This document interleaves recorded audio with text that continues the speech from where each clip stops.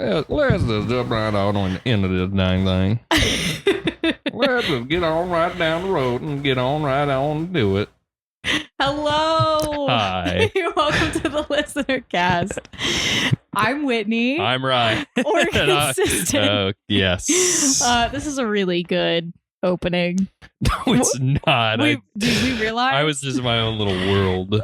I like it though. I was gonna say we realized last time we recorded that I think the first 7-8 episodes we did not say our names. Yeah.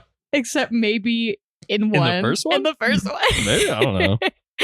So if you've gotten this far and you were like, who are these people talking to me? It's me and Ryan. Whitney and Ryan. That's who we are. Ryan and Whitney. Whitney and Ryan. But yeah, so we're doing part 5 of Words of Radiance today. We're knocking it out. We're knocking Whitney. it out. We're knocking it out. Ryan, I want to say something to you before we start this. I almost said this to you before the podcast, but I wanted to say it to you. What are you about to say to me? I think I want to read Oathbringer first. Okay. But after finishing this book, this book yesterday, I've always understood why people really like this book and why it is their favorite in the series. But I think I really understood it yesterday when I was reading. Really? Yeah.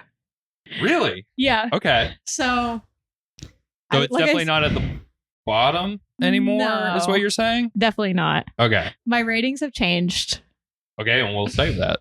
Well, we will save that because Yeah. I said, I want to read Oathbringer first. Wow. But I was We got her. I was like, this might be my favorite one now. I don't know. We got her, ladies and gentlemen. I teared up several times reading this yesterday. Really? Yeah. That's awesome. So I was like, okay. I'm so curious to know all parts. Oh yeah, I mean, I'll probably tell you as we go through. But yeah, I wanted to tell you that off the bat. We normally do a little yapping at the end, but yeah, I felt like that was impertinent to That's awesome. to tell you now. That makes me so happy. Wow. Cool. Okay, so we are going to get right into it. And yeah, like I said a second ago, we'll yap at the end. Okay. And our co-host Nova is here with us today That's as well. not the right notes. Uh-oh. This is the right note. Okay. All I have right. them backwards. Okay. So interlude, it's interlude 12, but the first interlude in part 5. Lan. A lazy and self-indulging Ardent is showing Pi, a new Ardent in the Queen's retinue, around and what to expect. Pi is horrified with the amount of waste going on and how the Queen bribes these Ardents with whatever they want as long as they say she is in the right. Pi says that she'll play by the rules, but the next day, Lan finds that Pi has written out in public how horrible the Queen is, and Pi is executed, and then the riots begin. Yeah. Okay. What do you have to say about this? I'm curious as to what you have to say with your reaction there. I kind of love this interlude just because, we're teased that something's up with Kholinar. Yeah. And we're being shown now what exactly is going on through the eyes of Ardents and everything. And I guess I kind of always like seeing Ardent perspectives and whatnot. Yeah. Because we kind of only get that in interludes.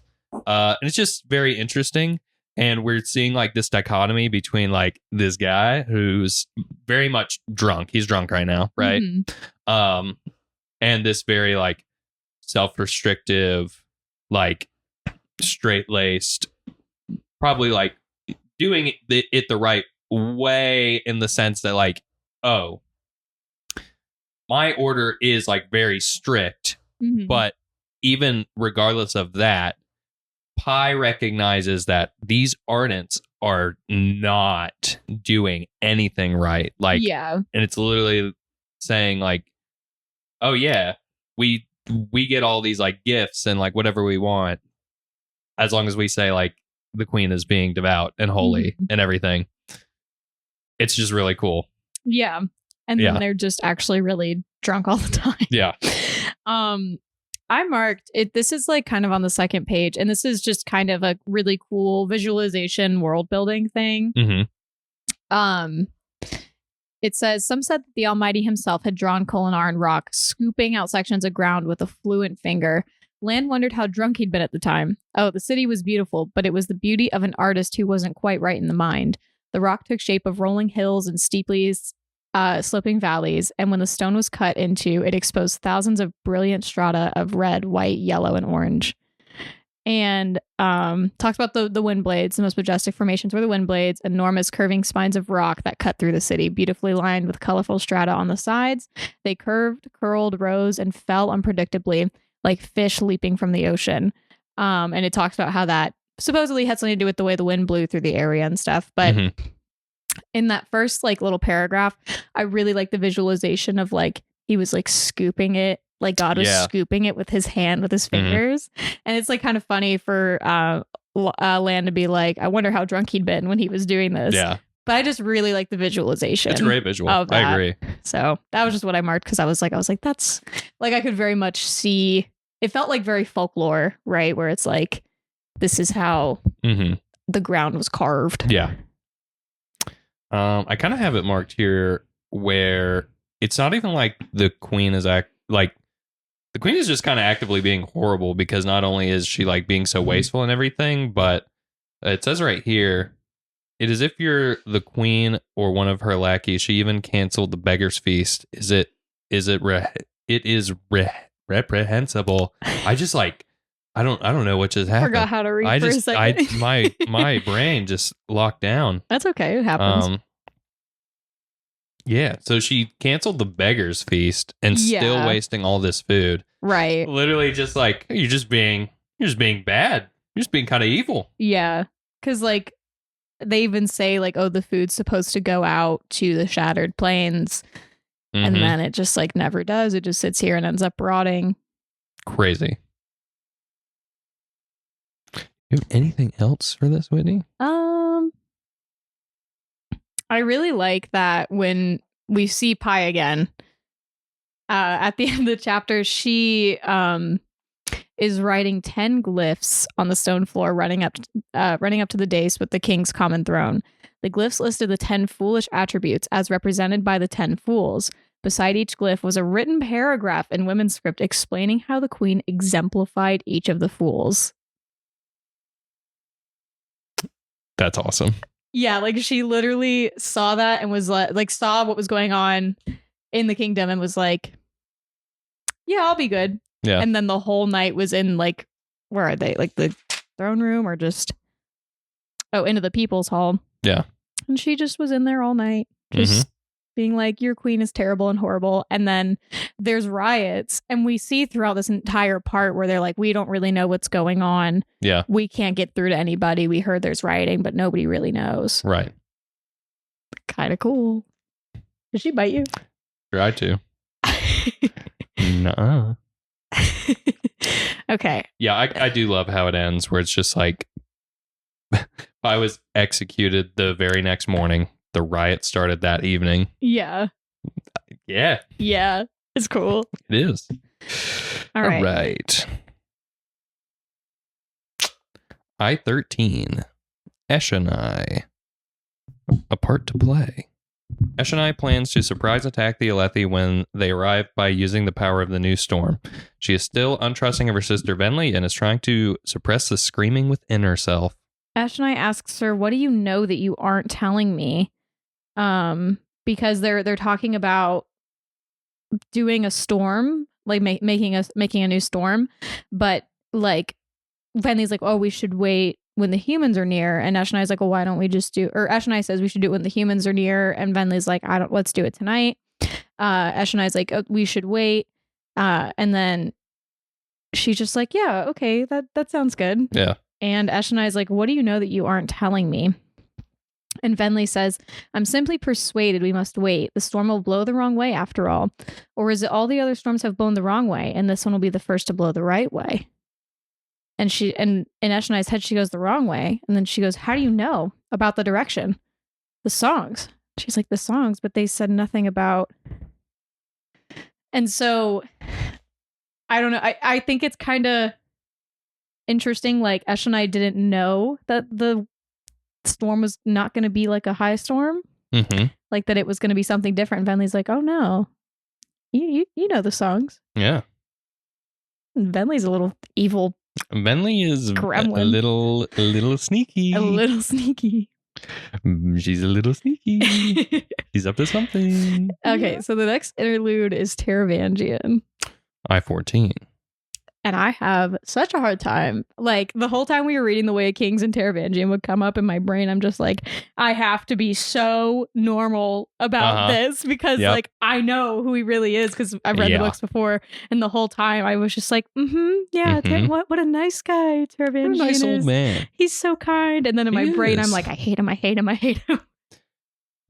like Taravangian. He's a good villain. Yeah. Okay.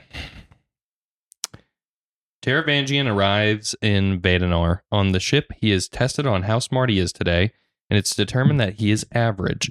On arrival, he and his cohorts help the survivors of the battle for the city when suddenly Zeth appears. Both parties are on edge, and Zeth begins questioning Taravangian about the Kholins and their Surge Binder. Taravangian reassures him that they must have an honor blade, and that what he's doing still makes him truthless. After settling Zeth, Taravangian goes to visit the dying king. The king gets his bastard son to kill him and names Taravangian the king of Vadenar, just as planned. Kinda. Yeah. So I think something really interesting that we learn about Taravangian and just this whole thing is the diagram. Yes.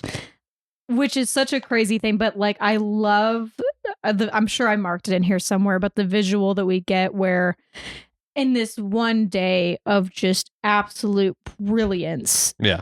Like Taravangian was able to like see the entire future essentially. Yeah, just like properly guess. Yeah, like guessing the probability of these things happening and figuring out like what the right things to do were. Right. And it's just like the whole visual of like he was writing on the floors, the walls, like there's as we go through the chapters, like you're reading something off of the diagram and it'll say like left desk drawer or like something like that. And it's just like crazy that he was just so brilliant one day that he was just like brilliant and insane. Like, that he was just writing on every surface that was clear about the future of everything. Yeah.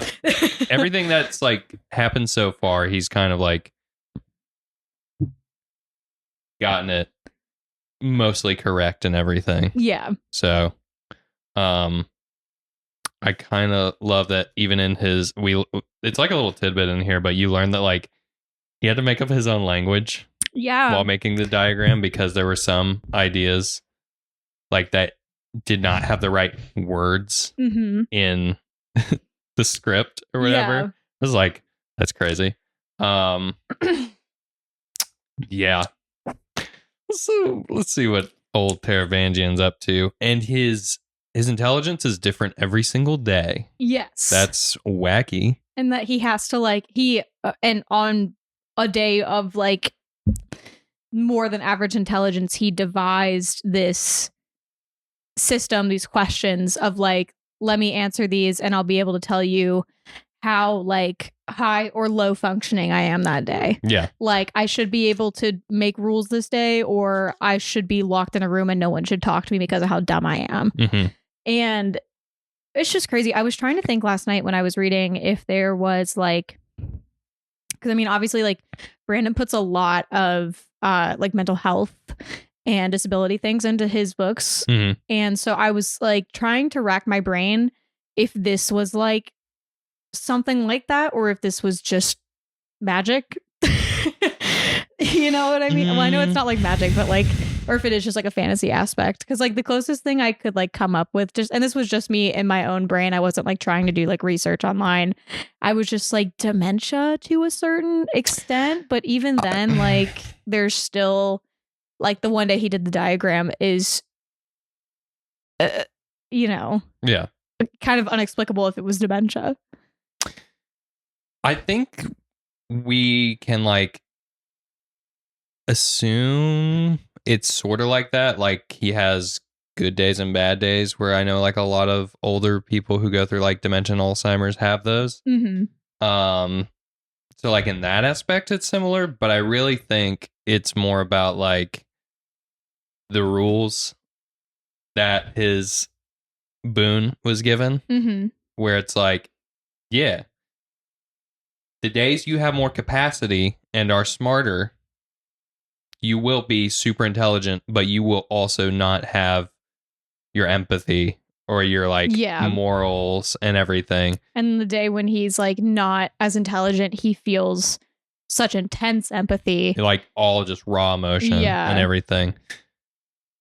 So I think it's like that. I feel like it's like because doesn't he say like, he brings up like when he was super smart, he essentially wanted to like practice eugenics and everything. Literally, and yes. It's just like, I was reading that again last night, and I was just like, he was like, yeah, everyone that's like below average intelligence. We make them kill themselves or we kill them. Yeah. And I was like, which is crazy that there are people in real life who view that. Crazy. Yeah. I was just reading that last night, and I was like, I don't remember this. Yeah. No, Taravangian. He's devious. He is. The first note that I did mark was about the diagram, and we've already talked about that, so I'm just going to skip over that. Okay. I do like Adrotagia. Yeah. I like her. I like that. It's like his right hand, but also like childhood friend and everything. I just like her character. I like that she still calls him by his childhood name. Yeah. Very, very endearing to a character that is lacking in being empathetic with. But you kind of are a little empathetic with him, because like he says like the reason why he's doing all this is to save humanity. But also, like, you're going about this the wrong way. You've literally killed 1 billion high princes at this point. Yeah, you're doing it the wrong way. Yeah, like I literally marked right here when they get to Vedanar and they're like being cheered on by everybody. Yeah. You know, let's see. Everyone like stood up and was like cheering for them. And Taravangian whispers like, I brought them death, because he had ordered the execution of their king along with specific high princes the diagram indicated. In doing so, he had pushed the various factions into war with one another. He had brought this kingdom to its knees, and now they cheered him for it. He forced himself to stop with one of the groups, asking after their health, seeing if there was anything he could do for them. It was important to be seen by the people as a compassionate man. The diagram explained this in casual sterility, as if compassion were something one could measure in a cup next to a pint of blood. So it's just like, it's so interesting that he's aware. He's like, I killed their high princes. I'm the reason this whole country's in war. But now he's waltzing up like, I'm here to save the day and to heal all your people. Yep. All according to the diagram. Actually, on that same page, I had something marked. It's when they're talking about the thrill. Yes. So I'll go ahead and read that. I agree, she said. It gives us a further reference point.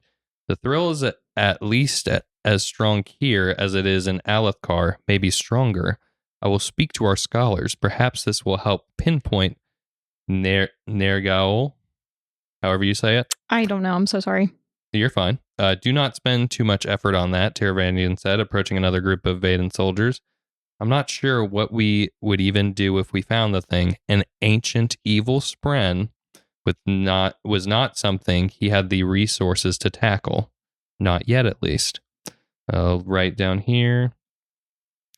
Hopefully, Moelok hadn't decided to slumber again. The death rattles had, so far, offered them the best way that they'd found to augment the diagram. Yes. So, well, it is confirmed here. The thrill is a spren. Yes. The thing that's causing the death rattles that we saw in the previous book is also an ancient evil spren. Yes. But it's also in the same vein is confirming things that Taravangian, like things that he came up with for the diagram. And it's interesting because, like, I mean, we saw in the last book that they were like killing people on purpose to get the death rattles. And so, like, I'm just thinking, did he make the diagram and then the death rattles started happening? And then he was like, oh, this is for me to confirm it. And so that's why they were kind of like killing more and more people, was to confirm more things for the diagram. I think he definitely made the diagram first, and then the death rattle started happening. And then he made the connection. That's what I think. Yeah, that would make sense. Yeah. The next thing that I marked in here is when Zeth is present and he says Colin has a surge binder. And Taravangian's like, so Zeth knew about Yasna. Had she faked her death then, as he suspected? So, two things. He knew Yasna was a surge binder. Yes. When she was in Kharbranth and saved his granddaughter, and she had the soulcaster, he knew she was faking. Yes. I didn't even put that together. That he knew about that when they were literally together. Okay, yeah. For sure he did. And then second thing, he knows that she's not dead. What did you just say? He says, what did you just read? Zeth knew about Yasna. Had she faked her death then, as he suspected? Okay, yes. So he knows that Yasna's not dead. He believes that she's not dead. Yeah, he believes that she faked it somehow. Yeah. Okay. There's so much to unpack here. Yeah. Okay, so let's move forward. Yeah. Cool. And then they have this whole thing where they're like, he's like, no, it's not Yasna. It's a man. Because at first, like, Agitagia is like, oh, it's Yasna's ward. Like, did she end up being a surge binder as well? And then it said they'd already hypothesized that the girl had been trained, if not by Yasna, then by the girl's brother before his death. Talking about Halloran. Yeah. Which also means that Halloran was a surge binder. Or was radiant to some degree. Yes. If he's being like, oh, well, then the girl's brother trained her. Girl's brother trained her. That's on 1100. Okay. There is so much. There's like so much. Already they hypothesized the girl had been trained, if not by Yasna, then by the girl's brother before his death. Yeah? Yeah. Yeah? So then I think from that we can assume Halloran was a surge binder. Because Yeah? Yeah. Right? We can assume that? I would think. I don't know. What else are we supposed to assume, folks? Yeah. Maybe we're missing something, but I feel like that's right. Yeah. Huh. Yeah, I picked that up last night and I was like, oh. And I mean, so we know. Wait. And Halloran, we learn, was working with the Ghost Bloods, correct? Yes. Or was he working with the other unnamed group? Okay, I'm not sure. I'm thinking like Kaladin killed Halloran. Yes. Amaram took his shard blade. Yes. So if he was a surge binder, he was bonded to that blade. There's so... So if he's dead... Wait, and wait, okay. Yeah, okay. Hold on. All right. Because do you remember when Shalon is just like, there's no history about your blade and plate. And he said, yes, I came about these like on the battlefield and everything. Yeah. There's no history of this plate and blade. Surely I think at the time we were supposed to think, oh, because he's hiding where he actually got it from, right? Yeah. But in actuality, that's because maybe Halloran these are this is a brand new blade. Wait. Okay. All right. Maybe we're cooking. Maybe we're cooking Okay, something so here. all right. I want to try and repeat that better. Okay, maybe you can. We're like, okay. You know that meme of like, I'm thinking two memes. The one from Always Sunny in Philadelphia where he's like in front of that thing with the red yarn and he's like, yeah, but who's then Pepe Sylvia? Is that the name that he says? I have no idea. Oh, okay. But then it's also the one of the older woman and it's like all the math around her head. Yes. I feel like both of those simultaneously right now. Okay. So back when Shallan asked Amaram I'm going to repeat myself. I'm sorry. Yeah, you're good. We're working through something. This is live. To sketch the plate and blade. Mm-hmm. And she gave the excuse that there's not like a known history about it. Mm-hmm. At the time, we were to believe that was because Amaram, stole it from Kaladin and killed his man, blah, blah, blah. Yeah. And he has kept it hidden. Mm-hmm. Now, based on the information that we just got from Taravangian, in actuality, that is because supposedly, in theory, Halloran was a surge binder. Yeah. And this is a brand new blade / plate. Yeah. Because it was completely his. Yes. And this is from a new spren. Not from ancient time. Okay. Yeah. Welcome to game theory. Like, that's... Hello, Internet! I have a theory. A game theory. Let us know if anybody has any more information or feels some sort of way about that. Let us know. Because I picked up on that last night, and I definitely didn't go as far as we just did, but... Yeah. Talking about it out loud made my brain start. Mm-hmm. This is the third reread I've done of this book, and I'm just now. Oh man, that's what's so cool about these books. These rereads are helping a lot. Yeah, I feel like we might be helping some people too. Yeah, maybe. Maybe. I hope we're doing more good than bad, because I do know some people are reading for the first time. So it's connecting stuff for them early on too. True, and now. You're smarter, so you don't have to read these books 3 times, which you still should. Yes. Because we did that work for you. Exactly. Mm-hmm. Whitney, you might be a genius for pointing that out.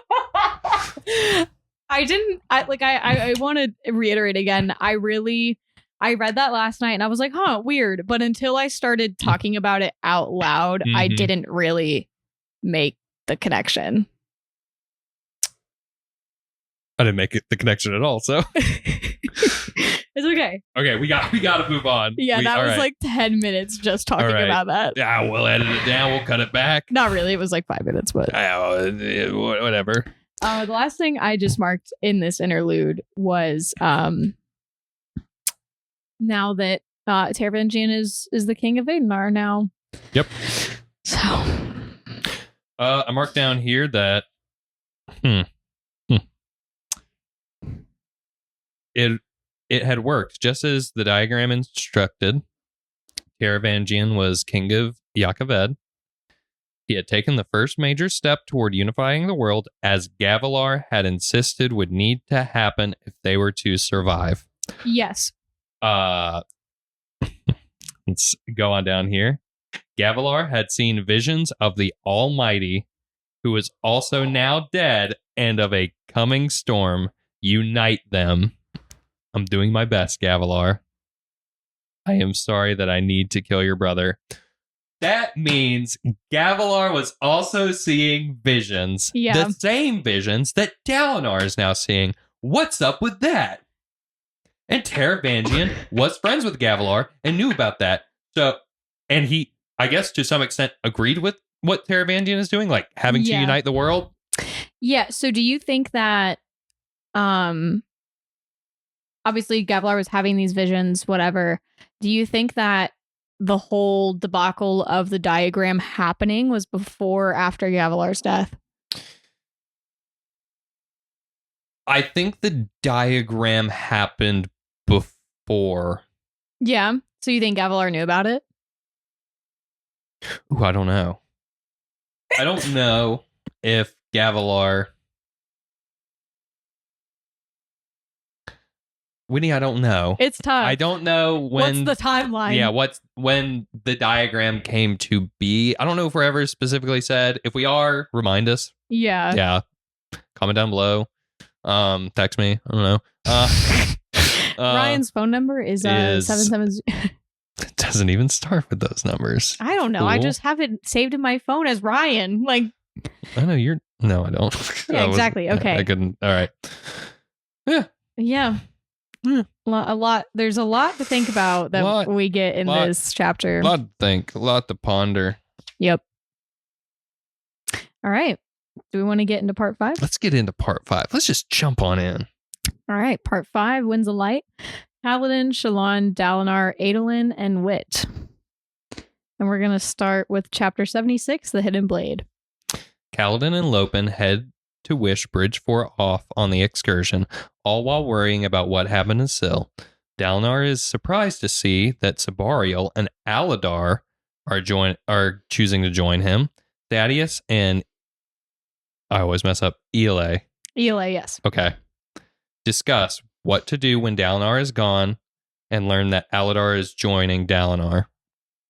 Dalinar thanks Aladar for joining and then gets Amaram to go confront Kaladin with him. Kaladin is feeling jealous of Adolin, but then is confronted by Dalinar and Amaram. To his dismay and pleasure, Dalinar proves that Kaladin was telling the truth and also reveals how he tricked Amaram into revealing himself and trying to take Talm's shard blade. A lot happens. A lot. We're going to say that about every chapter in this book. Like, so much happens at the end of this book. It is insane. Dude, every chapter in part 5 is just jam-packed. Banger after banger after banger. So yeah, the first thing I have marked here is when Kaladin and Lopen are going to say goodbye. And Kaladin he had prepared a lie. Because they're like, well, why don't you just heal yourself? You know, like because he's so beat up. Yeah. And of course, he has the ability to heal himself. And it says he prepared a lie, something about not wanting to alert the surgeons by healing too quickly, but he couldn't force it out, not to a member of Bridge 4. I've lost the ability, Lopen. Syl has left me. Yeah. That's rough, buddy. It is rough, and I feel bad, but yeah. But I'm happy that he doesn't lie to Lopen. Yeah, or to like Bridge 4. You know, now that you mention it, yeah, I am too. Yeah. I'm glad he's just like still left. Yeah. Yeah. So I have one note here. Mm-hmm. Sabariel's troops are joining us. All I wrote was, let's go. Yeah, I actually have the next thing I marked was a Sabariel interaction. Mm-hmm. He says, I've got a feeling about you, Dalinar, old man. I think it's wise to stay close to you. Something's going to happen out there on the plains and opportunity rises like the dawn. Says Rowion sniffed. Rowion, Sabariel said. Shouldn't you be hiding under a table somewhere?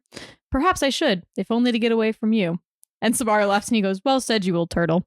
Maybe this trip won't be a complete bore. Onward then, to glory in some such nonsense. If we find riches, remember that I get my part. I got here before Aladar. That has to count for something. And then Dalinar's like, before? And then he turns around and Aladar, who is like one of Sadeas's like, what's the word I want to use? Allies. I was thinking of a different word. I don't know. Yeah, one of his allies. So it was just really surprising. But I like that Sabariel goes to Dalinar and is like, I think you're onto something. I think, yeah. So. And I think that's some of Shallan's influence too, right? Yeah. For sure. I think it could be. I also think Sabariel's just smart. Yeah. I think he comes off as like just a crotchety old man sometimes. Mm-hmm. Like a jovial crotchety old man. But yes. But I think he understands more than I think he lets on. Yes, I agree. He reminds me a lot of a character from The Legend of Korra. Oh, I haven't seen that. I've only watched Avatar. I've heard Korra is really good. I heard people really like it. Yeah. When it first came out, people weren't like onto it, but like it kind of had like a renaissance where people were just like, oh wait, Korra is actually pretty good. And it is pretty good. I forget his name. I think he's funny. I think he's a good character, but he's the stereotypical like venture capitalist. But is like kind of quirky and everything. Yeah. Sabariel kind of reminds me a lot about him because Sabariel is a venture capitalist. Yeah, he sees an opportunity and he's like, and if it'll make me money. Mm-hmm. Yeah. And so I guess I kind of like that character trope and everything. Because he still has a heart of gold. He still like wants to do good things. Yeah. I don't think he has bad intentions. No. Yeah. I love that he brought Pelona with him. I know. I love that he brought Pelona with him. And there's like that scene we get where... I'd save it. Okay. Save it. I know what scene because I also have it marked. Okay. I don't know if I have it marked, but it's funny. Okay. Anywho, I love them.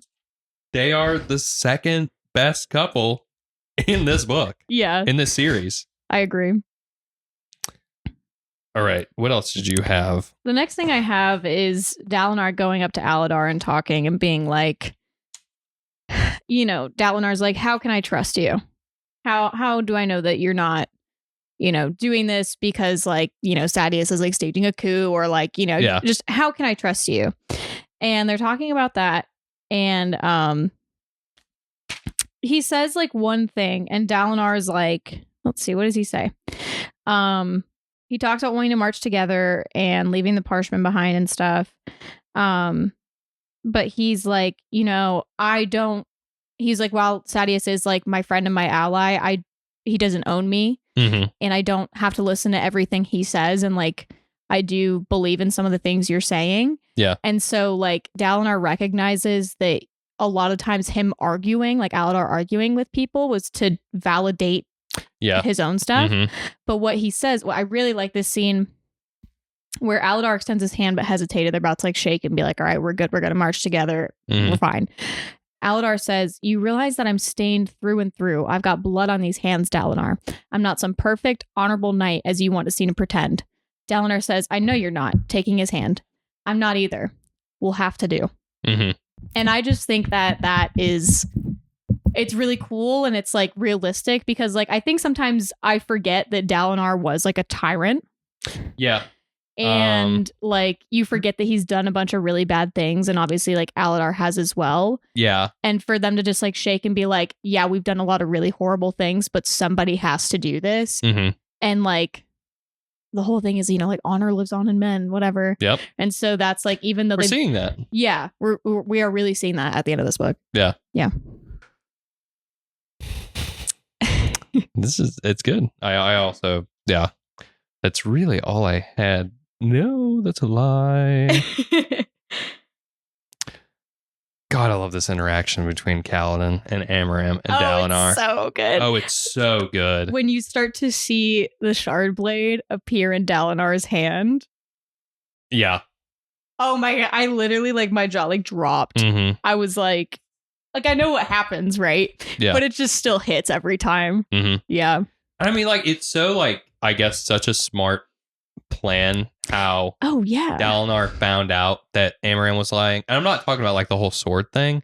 Just in general. Like, literally, like, having, what's the guy's name? The one who came in with Taln? Oh, I don't remember. The Ardent? Borden. Oh, Borden, yeah. Yeah. He just had him go out drinking and, like, meet with Amaram's men, and they're just like, they got drunk enough and just spilled the beans, and it's just like, yeah. You can't keep that secret when literally like you have so many people that know about it, right? And I just like think, it's kind of cool. I think that because like when you're reading a book and you're reading about characters, you do get a lot of their like internal monologue and things like that. But like this was also hidden from us, the reader. Yeah, this whole thing that like Adolin and Dalinar were doing to confirm if Amaram was being deceitful. Yeah. And like the fact that we don't know anything about it until this moment is so cool, because then you're just like Dalinar starts to get a shard blade and you're like, what? Huh? Yeah. It's awesome. Yes, Ryan. This is also supposedly, you might have to edit this out, maybe. What? Not a normal shard blade. It's an honor blade? Right? Yeah, because he's a herald.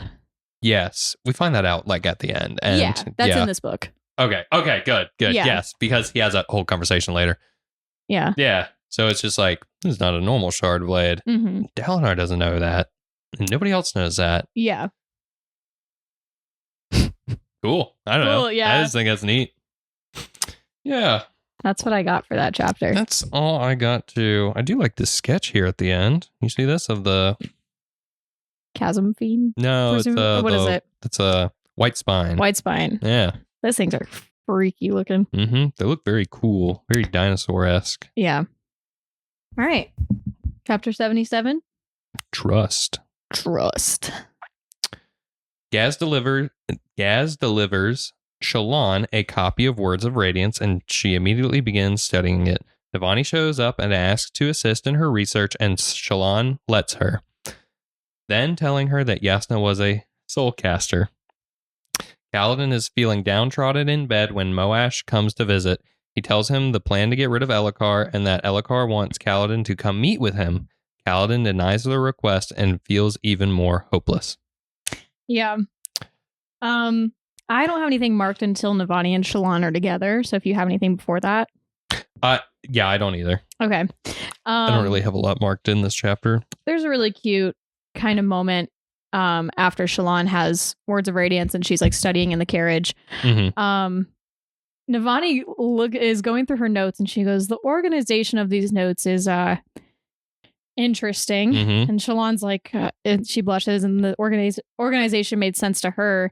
And she like starts to get really anxious, and now she's like, I'm not sure if I should have done this. And then Navani says, you think like an artist. Yep. I can see it in the way you put the notes together. And then she says, well, I suppose I can't expect everything that you do to be annotated precisely as I'd wish. A magical portal to another city? Yasna actually believed in this? And then Navani says, or Shallan says yes. Navani says it's probably true. That girl never did have the decency to be wrong an appropriate amount of the time. That's awesome. And then a little bit later on that same page, they're talking about Navani's like, I'm sorry, I shouldn't have ignored you. It was petty. Shallan says, it was the act of a grieving mother. Navani says scholars don't have time for such nonsense. And Shallan catches a tear in Navani's eye. And Shallan says, you're still human. Reaching across, putting her hand on Navani's knee. We all can't be emotionless chunks of rock like Yasna. And then Navani says, she sometimes had the empathy of a corpse, didn't she? And I just think it's cute when they talk about that. I agree. And they even talk about like, Shallan's like, I can't even imagine like Yasna as a child. And Navani, I don't know if it's in this chapter or not, but it is. Navani says something being like Shallan's like, I'm surprised she didn't come out 30 years old. And Navani says like, oh, she did. It just took her body 30 years to catch up or something. Yep. Like right here, it says by age 6, she was pointing out my logical fallacies. Yes. As I tried to get her to go to bed on time. Yeah. And I just think it's like, I don't know, like as someone who has gone through like very intense grief in the last couple of years, like, that I think is what really feels, that's the best part about it, if that makes sense. It's just like being able to talk about the person and like joke about it and be like, you remember when this person was like this, and you just laugh about it, and like I don't know. It's a good way to keep the memory alive, but I just like, I don't know. I think it's a very sweet interaction, especially because Navani has been like ignoring her up until this point. Yeah. And then she finally realizes like, oh yeah, Shallan did know Jasnah like really well. Mm-hmm. It's very sweet. I know. Yeah. Nova's so cute. Yeah.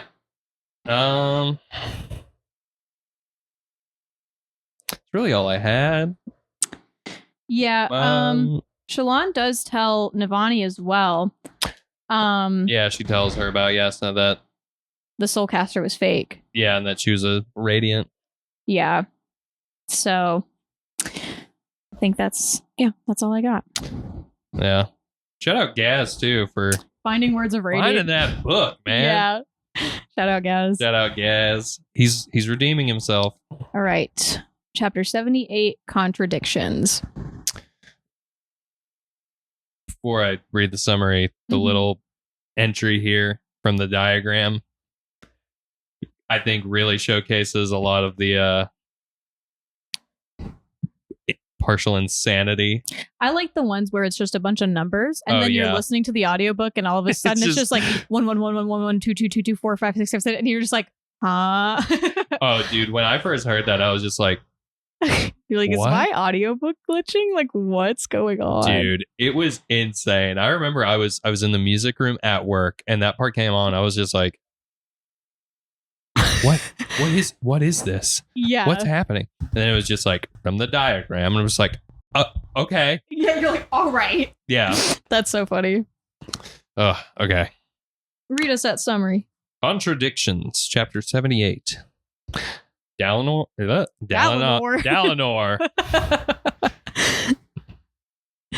Dalinar joins Shallan in her tent where she reveals her abilities. Dalinar says that she should lead the knights, but she says, nuh-uh. She tells him not to tell anyone, not even Navani. A scout comes and says they've spotted a Parshendi sitting on a rock, and it turns out to be R'hllane, and he wants to surrender. And R'hllane's looking a little different. He's looking a little funny. Not in a funny ha-ha way either. Yeah. First thing I got marked here is our reason for the title of the chapter. Mm-hmm. Contradictions. Those were what made people real. Jasnah exhausted, yet somehow still strong. Stronger even because of all the vulnerability she revealed. Jasnah terrified, yet also brave. For one allowed the other to exist. Jasnah overwhelmed, yet powerful. Yeah. Yeah. That was just the first thing I had marked. I thought it was a nice little nod that Shallan is still using Jasnah as a, I guess, kind of like a benchmark that she wants to put herself, but she doesn't want to be completely like. Yeah. Yeah. I mean, we see a lot especially in the last book where she's like, or I guess early in this book where she's like, well, what would Jasnah do in this situation? So she definitely does see her as like you said, like a benchmark. Yeah. And then, what I had marked is when Shallan and Dalinar are talking. Yeah. Dalinar says, in naming Amaram, I did what I thought was my task. I wonder now if I was mistaken all along and that refounding them was never my duty.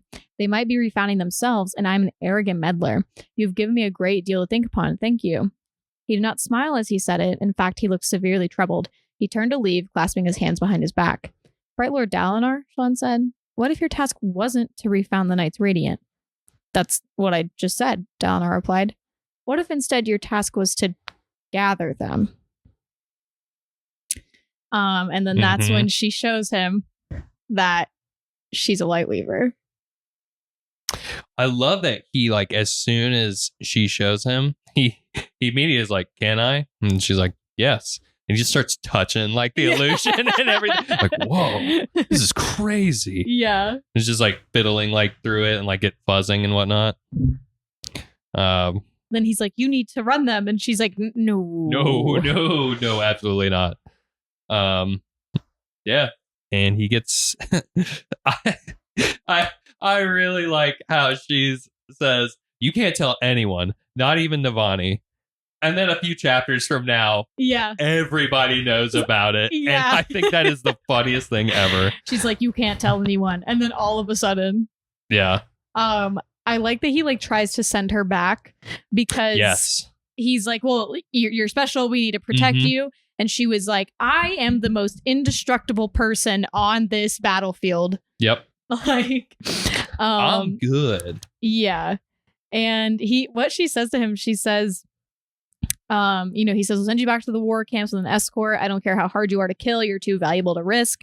And she says, Bright Lord, you are not my king, nor are you my high prince. You have no authority over me. My duty is to find Urithiru, so you will not be sending me back. And by your honor, I will have your promise not to tell a soul what I can do unless I give leave. That includes Brightness Navani. He stopped in place, stared at her in surprise. Then he grunted, his face barely visible. I see Yasna in you. Yeah. Yeah. Let's go. That's just a moment where I was like, wow. So cool. All right. And one last thing. Okay. When they find the dead Parshendi, or when they kill the Parshendi, and she opens its eye and it's just bright red. Yeah. Oh, that's all. All right, well, let's talk about it. What? You know what? I don't know. Relaine. Oh, Relaine, yes. I think about this scene. It is one of my favorite scenes from this book. Where it's he very admits short. To being a spy. No, just like them finding him. Oh, yeah. And like being surrounded and everything. Mm-hmm. And he immediately calls out to his friends. Mm-hmm. To Bridge 4, yeah. To Bridge 4. And I'm not even going to lie, dude. Like, when I read that, and like even talking about it now, I'm just like, I'm getting like a little emotional here. Because he calls out and he's like, Scar, is that you? And Leighton. Mm-hmm. Nearby, one of Dalinar's bridgemen guards cursed. He ran across the bridge and several other bridgemen followed. They returned a moment later. Shallan crowded in closely to hear what their leader whispered to Dalinar. It's him, sir, Scar said. He's changed, but storm me for a fool if I'm wrong. It's him, Shen. He ran bridges with us a few months, then vanished. Now he's here. He says he wants to surrender to you. Mm-hmm. Like, just that whole moment where it's like, he literally, like, he saw Bridge 4. Yeah. And it's not just one. Yeah. One leaves, and then multiple follow behind him. Yeah. I don't know. It gets me, dude. It's beautiful. It is. It's great. I love Relaine as a character. All right. Chapter 79, Toward the Center. Navani and Dalinar interrogate Relaine. He tells them how he was able to spy on the Alethi using a different form. He says his people are gone and have changed to a new form. He tells them that their gods have returned. Dalinar says that if he leads them to his people, they will protect the innocents. Yeah, the only thing I have marked in this chapter is where Relaine is talking to them and being like, yeah, no, like I was able to spy because he used dull form. Yeah, I used dull form and it looks similar to the Parshmen. Yeah. And so it's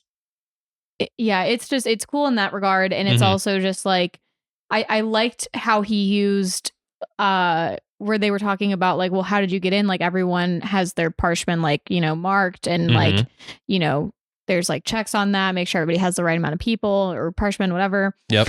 And he's like, well, if you find like a spear on the ground, like nobody's going to complain about having a little bit extra. Yep. And I was like, that's kind of the perfect way to describe that. Like if you all of a sudden have an extra slave and you're just like, oh, well, guess this is happening now. Like no one's going to be upset about it. Especially like someone who's like a high prince that has like several slaves and things like that. Like, It's a great analogy. Yeah. That's all I got. Yeah, I didn't have like anything marked in that chapter. Move on to chapter 80. Before I get there, just we finally see, I guess, a map of the whole plains. Yeah. Looks very cool. Yes. Looks very cool. All right. Cymatics are neat. Yes. Chapter 80, To Fight the Rain. Shallan tells the High Princes that they need to move to the center of the plains. She then says that the Oath Gate is real and they need to find it. Dalinar agrees and says they may need it as a second escape route. Kaladin finds Elhokar in his barracks waiting on him. He asks Kaladin to teach him how to be better, and Kaladin says he can't. He then tells him that he is a bad king and should step down. Elhokar refuses and tells Kaladin that since he arrived, the shadows disappeared and that there is something special about him. Elhokar apologizes to Kaladin and then leaves. Yeah. Uh-huh. I don't have anything marked until Kaladin and Elhokar. I marked one thing in Shallan's section. Mm-hmm. In the distance, she saw... Wow. I've been doing it all day. It's okay. Sorry, everyone. In the distance, she saw shadows draped in a veil of misty rain. Seen together in a group like this, it was unmistakable. This was a city covered over centuries worth of creme, like children's blocks dribbled with many coats of melted wax. To the innocent eye, it undoubtedly looked like much of the rest of the Shattered Plains, but oh, it was so much more. It was proof. Even this formation Shallan stood upon had probably once been a building, weathered on the stormward side, dribbled with creme down the leeward side to create a bulbous, uneven slope that they had climbed.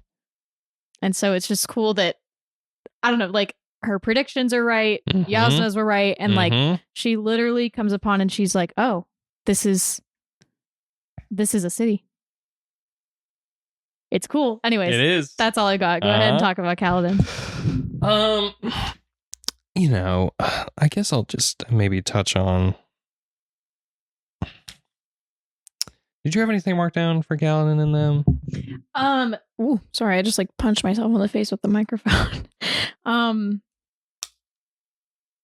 Just when they're talking about the shadows. Okay, I'll talk about this then, because I also had that marked, but I really like where Elhokar basically admits his failures. Yeah. And that everybody loves Kaladin. Mm-hmm.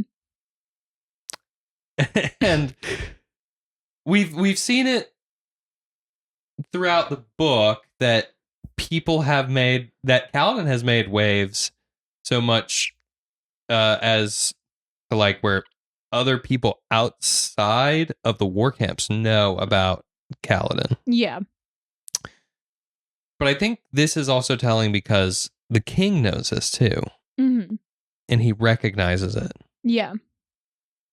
And he feels bad for what he did by throwing him in prison and whatnot. And now this is jumping ahead, like at the end of the chapter, and he says, "You didn't ruin the plan with Sadeas." Like, yeah, that was me. That was on me. And which is exactly what Adolin said. Mm-hmm. Which is, I think, is cool. I mean, we really, I think, in these chapters see a big shift in the way Elhokar, at least is my portrayed. That he's portrayed, and just like my perception of him personally. Yeah. Because the whole time, just like, oh, this guy, he sucks. He's a bad king, whatever. Mm-hmm. But here you really see like he's trying.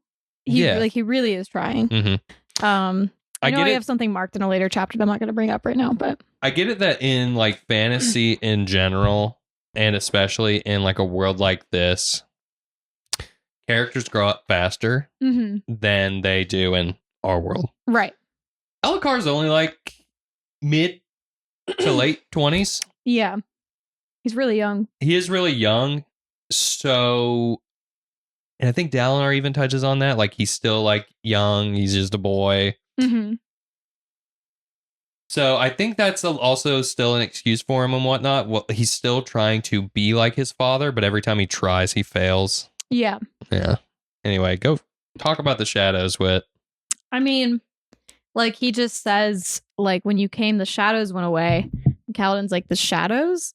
And Elhokar says, I saw them in mirrors in the corners of my eyes.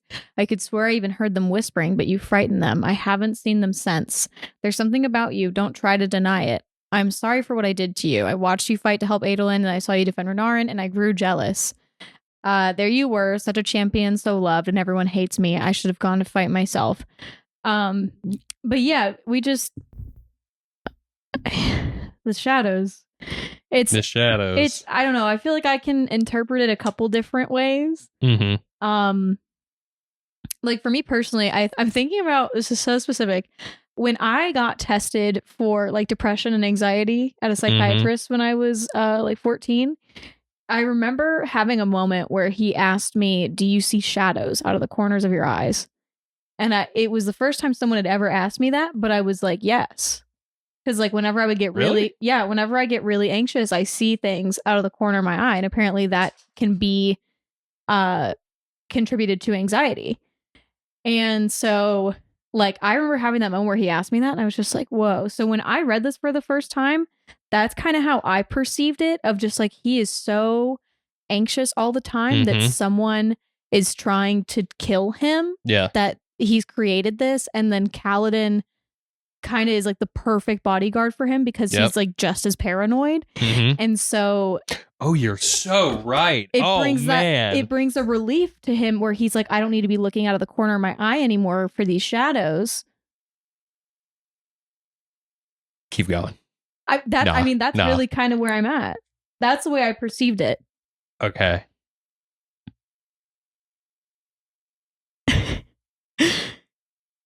We're cooking. We are cooking today. I mean, that's just like, that was a personal experience for me. I had no idea that was a thing with depression and anxiety. Yeah. So, I mean, mind you, I literally was like 14 years old. Like, I remember I didn't even want to be at the psychiatrist's office. And I remember just like answering his questions. So just like, yes, whatever, like just get me out of here. Because I was a moody teenager. And then I remember him going, well, do you see shadows out of the corners of your eyes? And that was like the moment where it clicked for me, where I was like, yeah. I do. And so when I read this, I connected myself in that, where I was like, well, he's seeing shadows because he was so anxious about people killing him, and just all these, like, he knows everyone hates him. And so, but once Kaladin shows up and he's like the perfect guy to take care of him, he doesn't have that worry, like, or as much worry anymore, because he knows Kaladin will protect him. But also, kind of beautiful. But also, I take it literally. I think it could also be like a supernatural thing in the universe. Why not both? It could be both. Why not both? But yeah. Wendy Jordan, you have blown my mind once again. I'm doing something today. Dude, you're onto it. I'm onto something. Okay. Chapter 81, The Last Day. The Last Day. Yeah. Ryan said the summaries get long after this, so dude, everybody strap in. Dalinar sees the Parshendi army across the plateau. He gives a rousing speech to the high princes and soldiers. The Parshendi are singing a song, and R'lain tells them that this is a song of death and destruction, and that they must stop the Parshendi before they finish. Kaladin goes to the training grounds and finds Zahel. Zahel tells him that his situation, tells him his situation and gives him the advice to choose the option that lets him sleep better at night. Kaladin goes to train with a spear but struggles. He then realizes that Elhokar is Dalinar's Tien. Yeah. Adolin leads his men on an attack against the Parshendi. Sureblood is killed by a lightning strike. He looks around and sees that his men are being attacked in the same way. He seems to be okay in his shard plate and goes to fight. As he strikes down Parshendi, he notices red spren leaving the bodies. Shallan is sketching a map with the other scholars. Pattern has no means of hiding himself, so now they know about him. A scout comes and tells Shallan that the center plateau is a perfect circle. Dalinar is leading his men when suddenly he hears the voice from his visions. Yes. A lot happens. A lot does happen. Let's see. Yeah, let's see. I have something marked. Oh yeah, right as the chapter starts, and Aladar and Dalinar stand next to each other, and Aladar goes, Dalinar, tell me straight. When you brought us on this march, did you expect to find these horrors? And he says yes. Aladar says, and you came anyway? Dalinar said, and he Aladar, okay, Aladar says, you came anyway. You hauled us all the way out here on these cursed plains. You let us be surrounded by monsters to be slaughtered, and Dalinar grabbed Aladar by the front of the jacket and hauled him forward. The move caught the other man completely off guard. He quieted, eyes widening. Those are void bringers out there, Dalinar hissed. They've returned. Yes, it is true. And we, Aladar, we have a chance to stop them. I don't know if we can prevent another desolation, but I'd do anything, including sacrificing myself and this entire army to protect Alethkar from those things. Do you understand? Yeah. Oh, yeah. Yeah, it's just like, and Aladar's like, okay. Yes, sir. Whatever you say, Dalinar. I just peed my pants. Yeah, literally. Oh, dude. I mean, I would be too in that situation. Dude. Dalinar's too cool. Too cool. Too cool. Too tough. Too tough.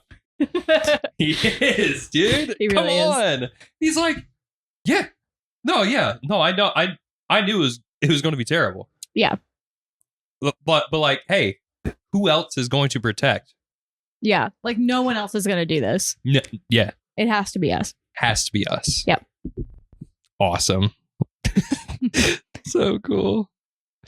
I don't have anything marked again until we get to Kaladin's part. So if you have anything else in the beginning, go for it. I don't think I do. I just had Relaine saying that they have to stop the Parshendi before they finish the song. Yes. Yeah. Yeah. So when we get to Kaladin and Kaladin Zahel. Mm-hmm. He keeps thinking, to stay alive. Where had those words come from? Gotta do what you can to stay alive, son. Turn a liability into an advantage whenever you can. Mm-hmm. And he's like, where have I heard that? And he was like, Tien's death. That moment, that horrible moment when he watched unable to do anything as his brother died. Tien's own squad leader had sacrificed the untrained to gain a moment's advantage. That squad leader had spoken to Kaladin after it was all over. Gotta do what you can to stay alive. It made a twisted, horrible kind of sense. It hadn't been Tien's fault. Tien had tried. He'd still failed, so they killed him. Kaladin fell to his knees in the water. Almighty, oh almighty. The king was Dalinar's Tien. Yep. And I love that moment because, I mean, like, it's great. You see Kaladin in like the previous chapters being like, well, Elhokar's trying. He's trying. And that flip is starting to switch for Kaladin of like, the king sucks. And he's horrible. He's done these horrible things versus he's doing the best he can with the resources he has. Yeah. And he sees that right here where he's like, oh my God, this is like Tien. And so that's when it clicks for him that he's like, I can't let him die. Yep. I can't let Moash kill him. I can't do this. Mm-hmm. Yeah. Man. Yeah. I'm trying to think of how do you feel about his decision compared? Because he has two decisions to make. The one that will let him sleep better at night. I mean, I think he's making the right decision. I mean, I agree. Yeah. Yeah. I mean, I think Zahel's advice of like, whatever's going to help you sleep at night is a decision you need to make. Yeah. And I mean, like, obviously we knew this wasn't the right decision in the first place because it killed Syl. Yeah. So this is a moment where he goes back on that and he's like, oh God, I've messed up. Yep. Yep.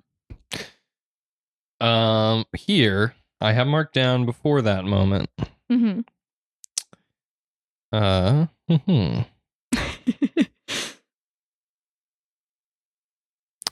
Kaladin stood in the rain. Do you know where the king's wit is?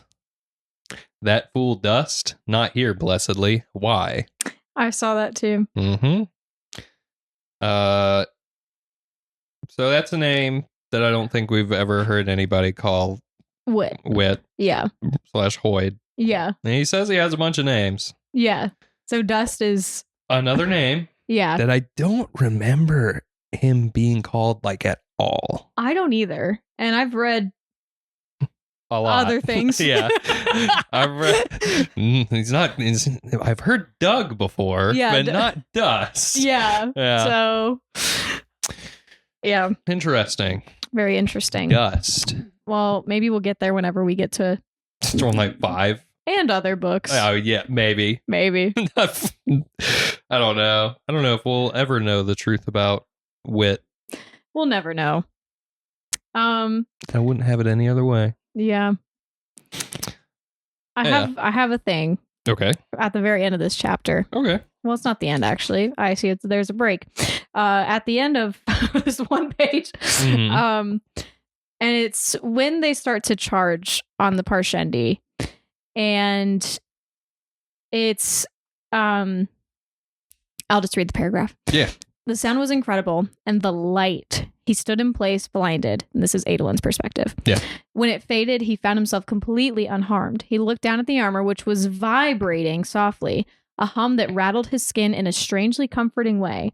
Nearby, another crack of lightning left a small group of Parshendi, but it didn't blind him. His helm, which as always was partially translucent from the inside, darkened in a jagged streak, perfectly overlaying the lightning. So it's really interesting that the helm is it functions to protect from this specific type of lightning. Yeah. I thought that was cool. That was something I don't think that I noticed on my last reread. Right. But just like all the scenes when the battle starts are so cool, with like the lightning being the way that the Parshendi are fighting, essentially. Yeah. And like they realize they can't control it. And then at the end of this page that I just read off of is when they realize they can die. You are still able to kill them.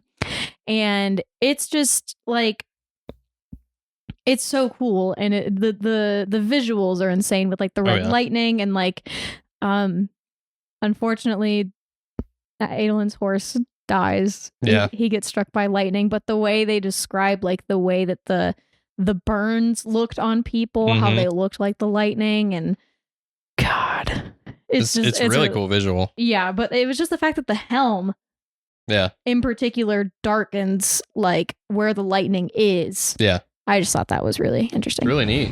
Yeah. I agree. Let me see if I got any. I don't have anything else, actually. I had just marked here. I like this. I just like this little interaction. Something crashed outside, like distant lightning. Pattern said, bad, very bad.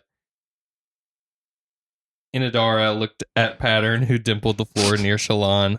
I do not like this thing. His friend should not speak. It may be one of them, a Voidbringer. I am not a Void's friend, Pattern said, right into Shallan. He's not a Void's friend, Shallan said absently.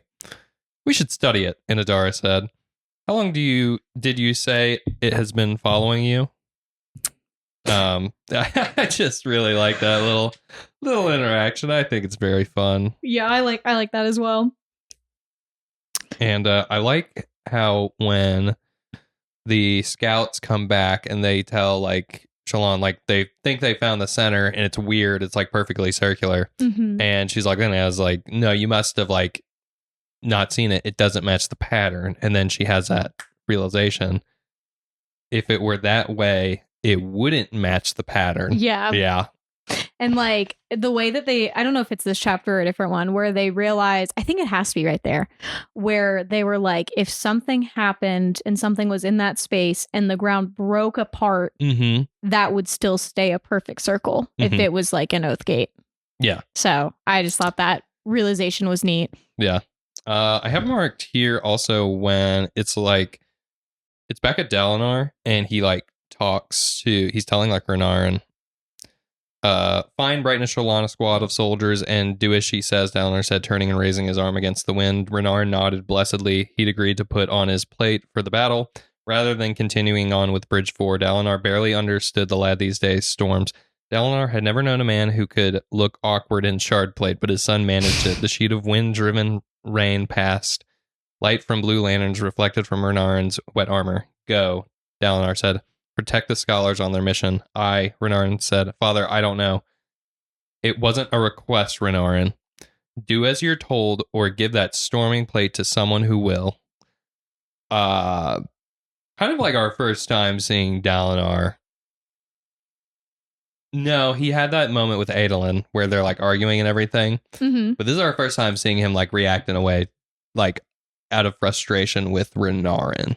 Yeah, because I feel like Dalinar has a lot of patience with Renarin. Oh, yeah. Because, like, obviously he's not neurotypical, I guess is the best way to put that. Like, he's got some stuff going on. I think he's also just kind of normal awkward just awkward. Yeah, just an awkward guy, and that's fine. Mm-hmm. So I think Dalinar has a lot of patience because he knows his son, and this is a part where he's like, dude we are in the middle of a war, buddy. Yeah, like, you have got to get this figured out right now. Yeah.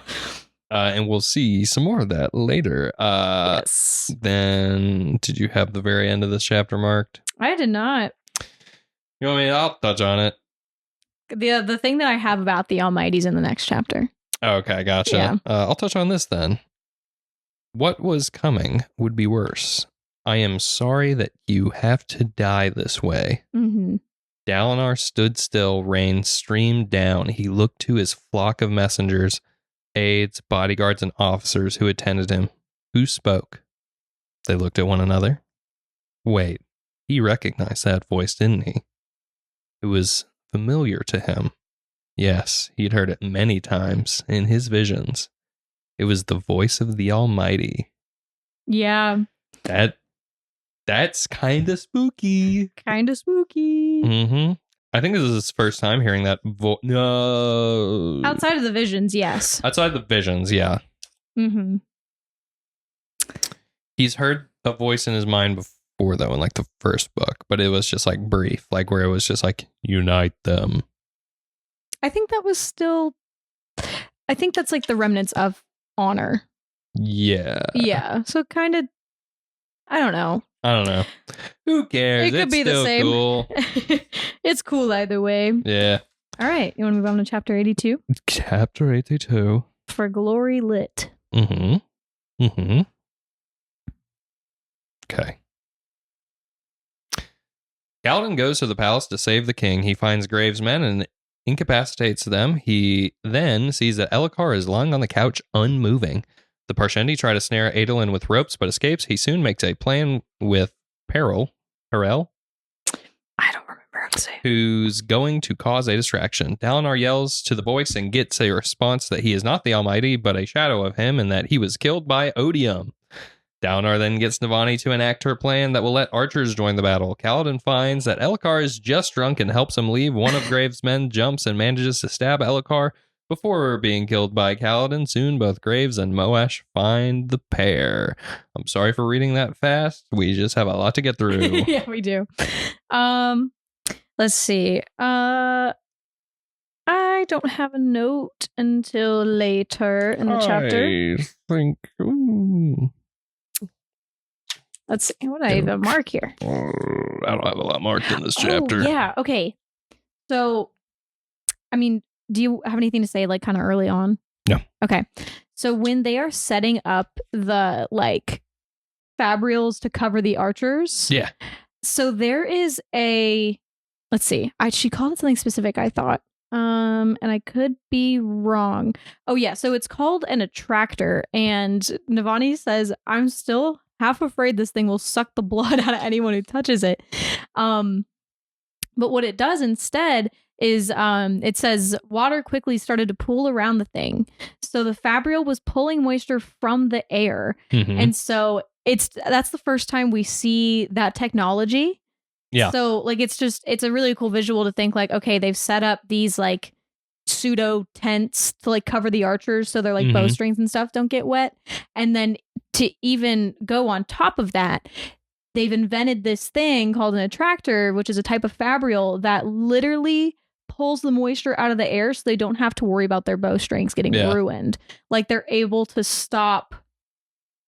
I don't know. That's so cool. It is. Just to be able to pull the moisture out of the air so that way you have an advantage in the battle again. Mm-hmm. So cool. I didn't even like think about that. It's just like, oh yeah, archers can't join because it's raining. Yeah, because I mean, it does like there's a better explanation talking about like the way that like the bowstrings are like treated mm-hmm. and like that's why they can't get wet and all that stuff. But yeah, that's so cool that they just invented something to help with that. Yeah. I mean, obviously they were going during the weeping. They knew they were going to have rain. Mm-hmm. And so this was like a way for them to have an edge in the battle. Pretty cool. Yeah. Well, Elgar is just drunk. Yeah. I think it's funny. It's very funny. Because Kaladin's like, oh, God, he's dead. He's dead. Because, I mean, he realizes he's not dead because the guards see Kaladin. Yeah. And they're like, oh, Moash is on his way or something, whatever. And then he sees Elgar and he's like, oh my God, he's dead. And then it's like. Yeah. I marked here. I like what Kaladin says. I don't like you, Elgar, but that doesn't mean it's right to let you die. Yeah. Yeah. There is a moment. This is at the end of the chapter. So if you have something else. Nope. Okay. You got it. There's a moment. And I don't know if this is one of the moments I teared up, but thinking about it, I am getting a little emotional. Okay. So, this is after Kaladin gets Elgar and they're trying to get out of the palace. And Kaladin's like, I have to save him. And this is when they run into Graves and Moash. Yep. And there's a moment where he's realized he's pulled the sutures out of his things. The king is obviously bleeding because he's been stabbed in the side. Mm-hmm. And earlier the king says like, I'm dead because he got stabbed. Yep. And then they look down and see the pool of blood. The king says, I was wrong. We're both dead. And Kaladin says, Fleet kept running. Yep. And Elgar's like, what? And Kaladin says he couldn't win, but he kept running and when the storm caught him, it didn't matter that he had died because he'd run for all he had. He's like, sure, all right. Yeah. He's like drunk and he's losing a lot of blood. And Kaladin's like, we all die in the end. You see, the two of them walk down the corridor, Kaladin leaning on his spear to keep them upright. So I guess what truly matters is just how well you've run. And Elgar, you've kept running since your father was killed. And even if you screw up all the storming time, and the king is like, thank you. Mm-hmm. But it's just like, oh man, just that moment where Kaladin, it clicks with him. The fleet kept running. Fleet kept running. And I like that callback to that. Oh yeah. I think it's very nice. It's very cool. All right. Chapter 83, Time's Illusion. Shallan, Renarin, and co. explore the circular plateau, and Shallan gets Renarin to slay a rock. Adolin and his men ambush the Parshendi singers, and then he is attacked by Eshonai. Dalinar is getting healed from a wound when Roion comes and says they are losing. Dalinar talks to the voice and learns it's the Stormfather. And he says he has to go because his daughter is disobeying. Moash and Kaladin exchange words and prepare to fight each other. What? It's like the what's the word? The cadence you got into while you were doing that. Thanks. Yeah, so let's see. I don't have anything on the first couple pages. Oh, yeah, so I think it's really interesting, or it's kind of funny, I guess, that Shallan asks Renarin. I'm getting all the names mixed up in my brain right now. It's really bad what's going on in here. I have to think really hard before I talk. It's also the naming conventions, like Dalinar, Aladar. Yeah. So, which is fine. But right now my brain is like really struggling. But yeah, so Shallan asks Renarin. I almost said Elgar. No. She asks Renarin to slay the rock, and then the next, like, there's like a break, and the next scene is Adolin has like cut them into this wall because he realized while they were on the battlefield that he was like, I think that like hill behind them, I think it's hollow. Yeah. Like I think there's something in there. And so because it's an old building, right? Yeah. Yeah. Okay. So he goes over there and he slices it open and it is an old building. Yeah. And that's how they get through. And Scar asks him how he knew. And Adolin says, because a clever woman once asked me to attack a boulder for her. I love it. So I just like that literally she's like, Renarin, would you slay this rock for me? And then in the next scene, Adolin's like, yeah, it's because this woman asked me to cut open a rock for her one time. And it's also so smart that Adolin was like, because they realize like, oh, we need to attack the Parshendi that are in the back that aren't attacking, like they're just singing. And for him to see that hill and be like, I bet it's hollow. and he takes a bunch of men with him. Like they take a total chance on that. Mm-hmm. And it works out. Yeah. Super cool. He's not just a himbo. There's a brain in that beautiful head somewhere. Just rattling around. I had marked here, Renarin stood in the rain, helm under his arm, letting the water stream down his face. Didn't he wear spectacles? He hadn't seen them on him much lately. Oh. The Oath Gates were not hidden. That is beside the point, however, the plateau is a circle. The Oath Gates were not hidden. I just like that. It's just like, because later on we learn that, the plateau itself is an Oath Gate, and it's just like leading on to that. Mm-hmm. The Oath Gates were a symbol. The born right of travel given to all citizens of sufficient rank is based on the Herald's declaration that all borders should be open. If you were going to create a symbol of that unity, a portal that connected all of the Silver Kingdoms together, where would you put it?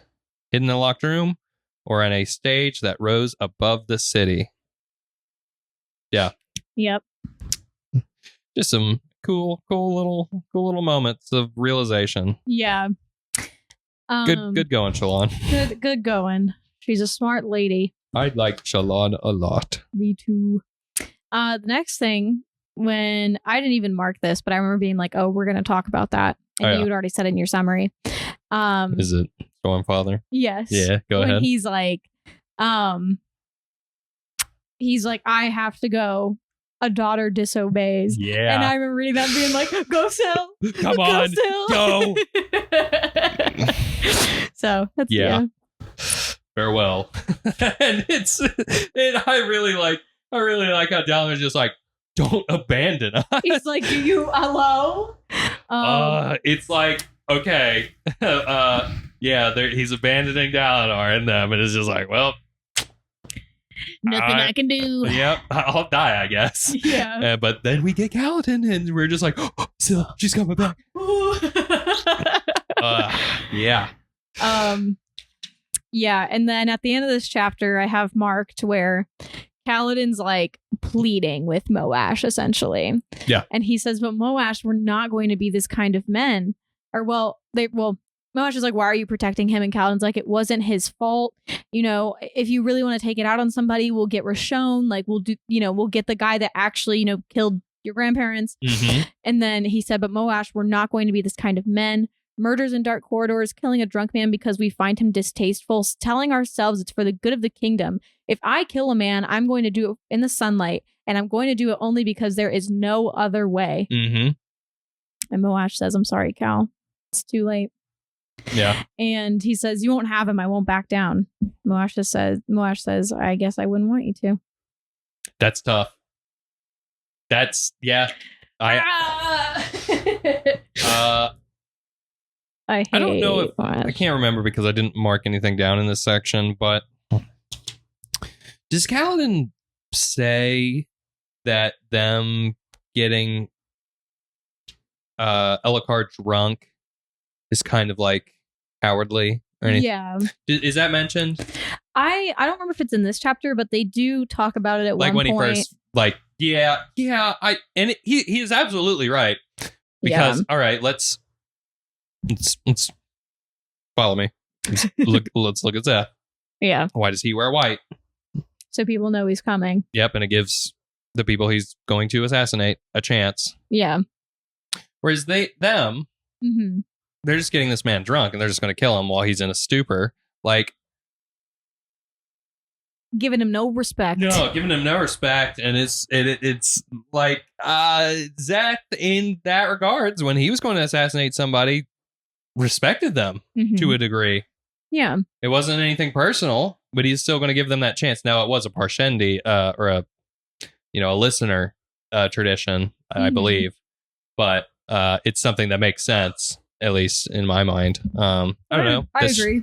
Good little dichotomy there. Is that the right word? Dichotomy? Sure. Okay. Dichotomy.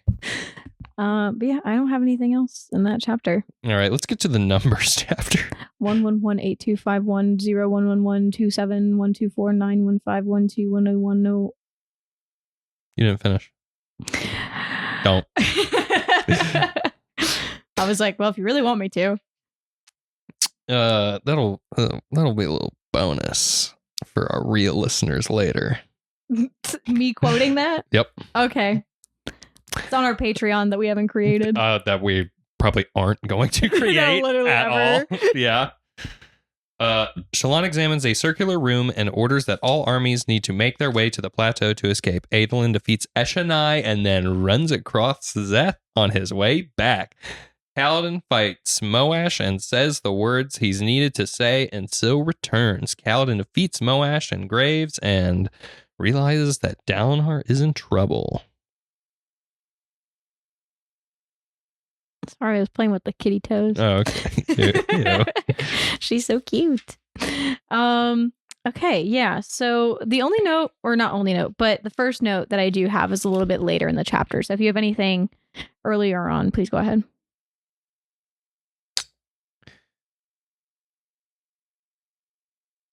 No. No, okay. Just kind of like that Renarin Shardblade doesn't work. Yeah. Okay. Yeah, like it's, yeah. But he also, you can tell he's like pained to hold it. Mm-hmm. Yeah. All right. What you said you had something marked later in the chapter? Is it about Adolin? Is it past Adolin? No, it's about Adolin. Okay. You go right ahead. It's when he pushes Eshonai into the chasm. Mm-hmm. And he also almost falls into the chasm. Mm-hmm. For a timeless moment, all he felt was panic and fright, a frozen eternity before he realized he wasn't falling. His vision cleared, and he looked down into the maw before him, rain falling in curtains all around. Then he looked back over his shoulder to where two bridgemen had grabbed hold of the steel-linked skirt of his plate and were struggling to hold him back from the brink. Grunting, they clung to the slick metal, holding tight with feet thrust against stones to keep from being pulled off with him. And then a bunch of other soldiers materialize and help him, and they get him back onto solid ground. Mm-hmm. Scar and Drehy, the goats, the goats. They are like the goats of the whole end of this book, like For consistently. Mm-hmm. Yeah. And maybe not to like spoil anything too majorly. It's because of like this moment that later on you'll see it in Oathbringer that like Adolin, Scar, and Drehy, they're like homies. Yeah. They become like homies, and it's really, really nice. Yeah. I think that's not really a spoiler, right? Nah, they saved his life. Yeah, I mean, come on. You gotta be homies if someone saves your life. Dude, for real. Like literally keeps you from falling hundreds of feet into a chasm. Mm-hmm. I love what they say here too. This is nothing. Yeah. Yeah, try lifting fat light eyes is easy. You should try a bridge sometime. Mm-hmm. Oh man. All right.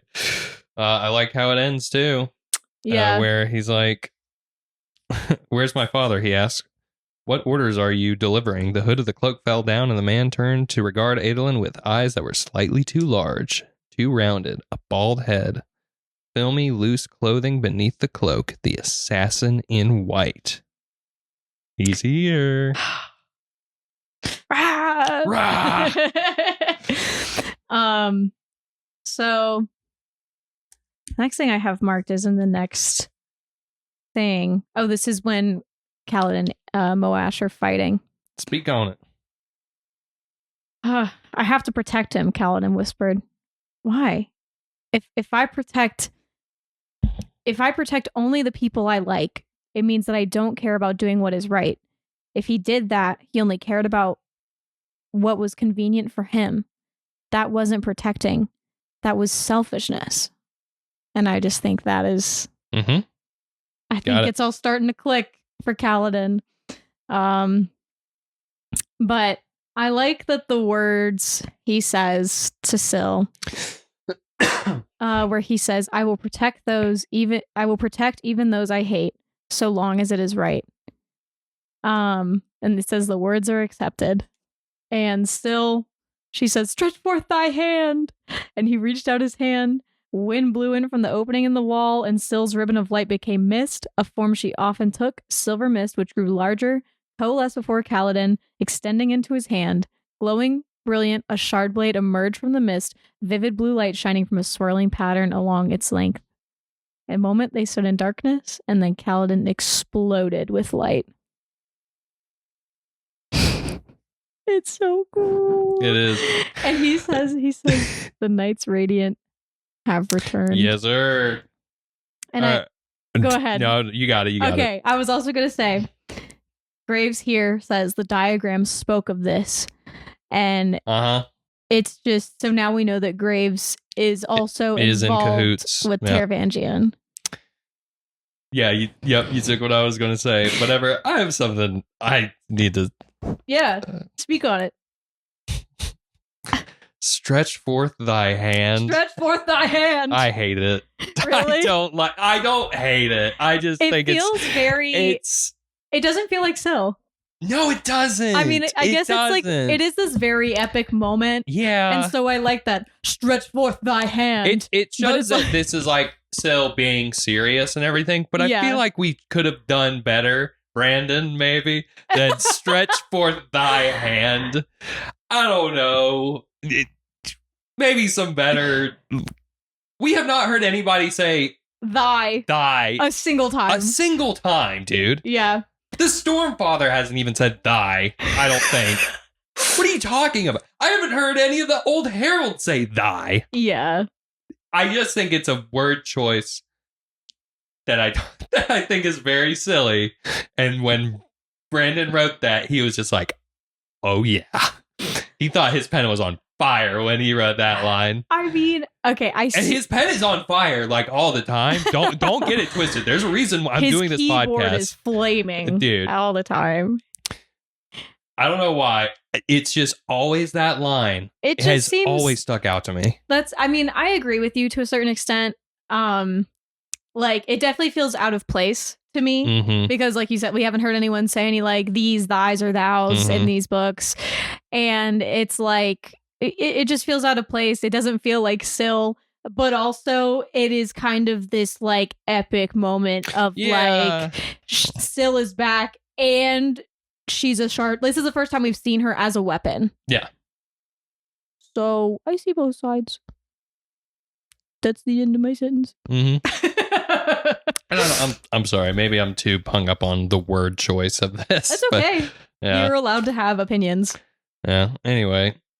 Listeners of the Listenercast that you're listening to, do you like that line? if so, I'm glad. I'm sorry. Okay. I was putting sticky notes on the cat. Okay, 85 swallowed by the sky. Dalinar and Avani learn that Adolin has defeated the Parshendi and that the two storms are converging. Suddenly, Adolin bursts in with Szeth soon behind. Shallan is trying to figure out how the Oath Gate mechanism works, and Renarin says some can't say that word, some cryptic stuff. Dalinar believes that this is it and gives words of advice to Adolin and begins to fight Szeth. Yeah. As Dalinar fights Szeth, he realizes it wouldn't have mattered if he was able to fight this man to protect his brother. He would have lost. Then Roion joins the battle. Roion gets sent into the air and then comes crashing down. Finally, Dalinar gets sent into the sky like Roion. Adolin and his men try to help, but to no avail. Suddenly, Dalinar comes floating back down, and Kaladin joins the fray. Kaladin and Szeth get to fighting. Get to fighting. Let me see. I think it's really cool that Roion jumped in there. And his death is very unfortunate. Yeah, but and brutal. I like that he does, because like we've known that Roion is kind of like a cowardly character and everything. Yeah. And we just saw Dalinar saying to Taravangian that he's not a coward. And now he's proven that point. Yeah, and I'm glad that at least like his death is so brutal. Like actually, like the visual of like him being shot up into the sky and he comes back down, and you hear like it literally says like you hear like a splat. Yep. And you just know he's not getting back. That is so disgusting. Yeah, no, he's dead. So brutal. Yeah. But like at least he died. You know. I don't want to say like helping Dalinar. He died with honor. He died doing the right thing. You know what I mean? Like, everyone is always like, oh, Rowan's a coward, and he did like the least cowardly thing. There's no way anyone looks at Zeth knowing who he is and doesn't think they're gonna die. Mm-hmm. He knew he was gonna die the second he walked in there. I don't know. Yeah. I think it's poetic. It is. Kind of marked right here when he sends Dalinar into the air. I have a question. Okay. So, I was thinking about this last night. Okay. So, when Kaladin's flying through the air to the plains, yeah, he just happens upon Dalinar in the sky. Yeah. What do you think that conversation was like? I don't know if like even Dalinar knew what happened until Kaladin landed. I think he just kind of lashed him down. But I'll play in your sandbox, Whitney. I'll play in your sandbox. Okay. I'm just like, all right. I want like Kaladin. There has to be a moment where they're in the clouds and Kaladin sees Dalinar. Yeah. And like I know he makes the choice to lash him down, but like you don't think there's a second where like Kaladin was princess carrying Dalinar in the sky? And he's like, "Hey man, what are you doing? And what are you doing here?" In my heart, it's so okay. I think let's just ignore what's actually written, and that is what happens. Kaladin is princess carrying Dalinar. He's flying through the sky, and then all of a sudden he's like, "Oh, what are you doing here?" And he catches him, and then of course he like a sweet baby bird. Yeah, and then he flips around and lashes him back down, and then Dalinar comes down from the sky like God himself, and he's glowing. But what do you think that moment Kaladin catches Dalinar and is like, "Hey man, what are you doing here?" The kiss. Whoa. Yeah, just just a little peck. But I mean, there's got to be, because they never have a conversation about that. You know what I mean? I'm sure they did at one point. Okay, but I don't get to read it. No, you don't. Okay, I need to know what happened. So you need to. What do you think is said? I don't know, man. I think so. In actuality, this is what I think probably happened. I don't think that Dalinar knew what was happening. He just realized, oh, I'm floating back down. Yeah. Okay. I think Dalinar, he said his piece. He would, and he told Adolin, take care of the country. You're going to be a great high prince. And he was going peacefully. And then I think as soon as he stopped and then started descending, I think he said a lot of obscenities where he just freaking out. Just like, what is happening now? Yeah. Yeah. I think Kaladin was just like, oh, hey. I just, the oh, hey moment is what I'm just like, what happened in those moments, like literal moments? What happened up there that I can't see? If I like get a signing with Brandon at Dragonsteel, I'm going to ask him. Like if I get one of the ones, because like it's a lottery. If I get one of the ones where you like get a couple seconds with him, that's what I'm going to ask him. I'm like, hey man, I need to know what happens here. Yeah. Or maybe I'll ask it during one of the panels. You can't raffle me. This book's been out for several. I need to know what happened.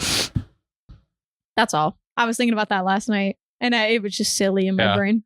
No, I get it. I'm curious too. I hope you get a chance to ask that question. Me too. Yeah. Listeners, what do you think happened in that second? Do you think do you think maybe they kissed? Do you think maybe they just enthralled in the emotion and passion? They just I don't know. Who knows? Who knows? That's got to be a ship, right? I'm sure. I think every ship possible exists. Right? There's no way that there's not that.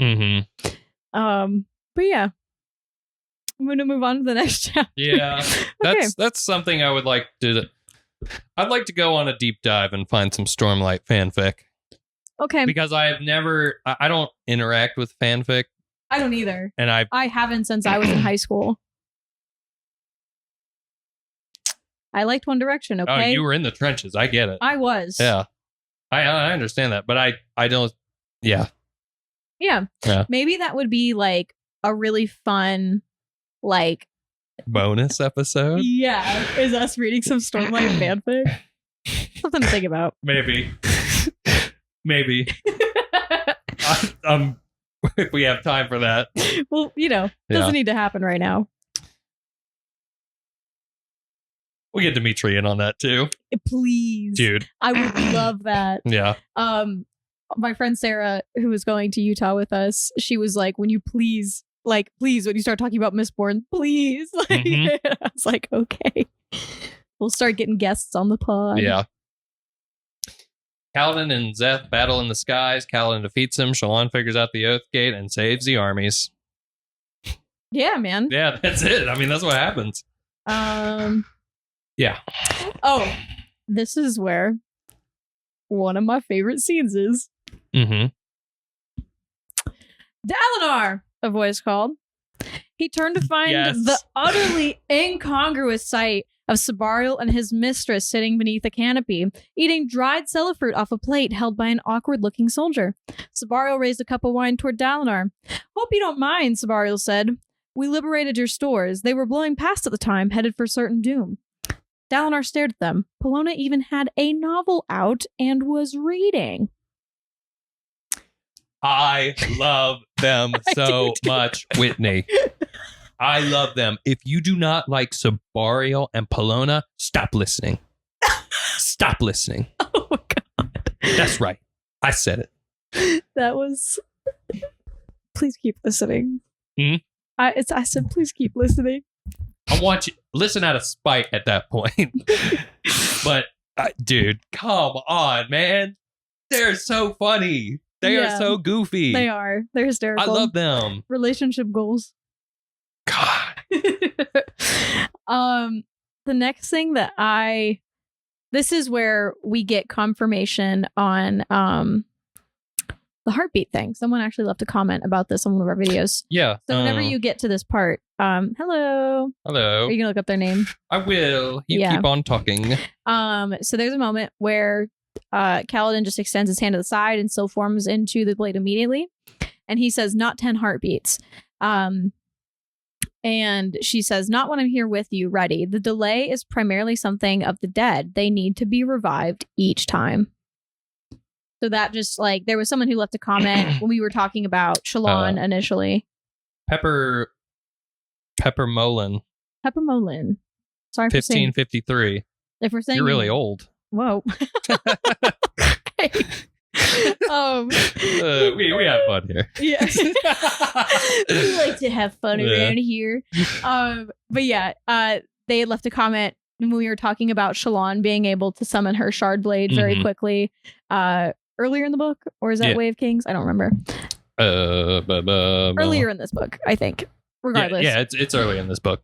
So part 2. Yeah, they had left a comment being like, oh, I wonder if it's because she's a surge binder and so patterns bonded to her, so that way they don't have to wait the 10 heartbeats. Yep. And so I think Ryan responded to the comment and was like, you'll Raffo, find out your answer, Raffo, essentially, you'll find your answer out shortly. And here's that, where Syl says, I'm here with you, I'm ready. And the delay happens because you have to revive the dead Spren that are in the other blades, and it takes 10 heartbeats.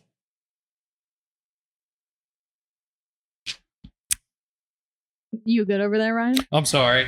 I got lost in the sauce. What sauce did you get lost in? I was just cut nothing. It's stuff for our Yap sesh. Sorry. Oh, okay, no, it's fine. Yeah. I was going to address some comments, and I was making sure I had those pulled up. Oh, okay, that's fine. Yeah, I don't have. Let me see. I don't think I have. No, I do have another note. Real later in the chapter. Ooh, I got some. Yeah. Exhaustion. Dalinar said, pain. Suffering. This is what victory usually feels like, Aladar. We've won, yes, but now we have to survive with our victory. Your men are almost across. I just kind of like that because Aladar was just kind of like, it doesn't all matter. Why doesn't it feel better than it does right now? Yeah, because he's like, we've won the day. Why are you, you don't seem happy about the fact that we won the day. And he's like, well, this is what it normally feels like. Everyone's exhausted. So Yep. Yeah. All right. Sorry. Did you have anything else? I did. I feel like I'm not in the same chapter, but like I didn't pass a.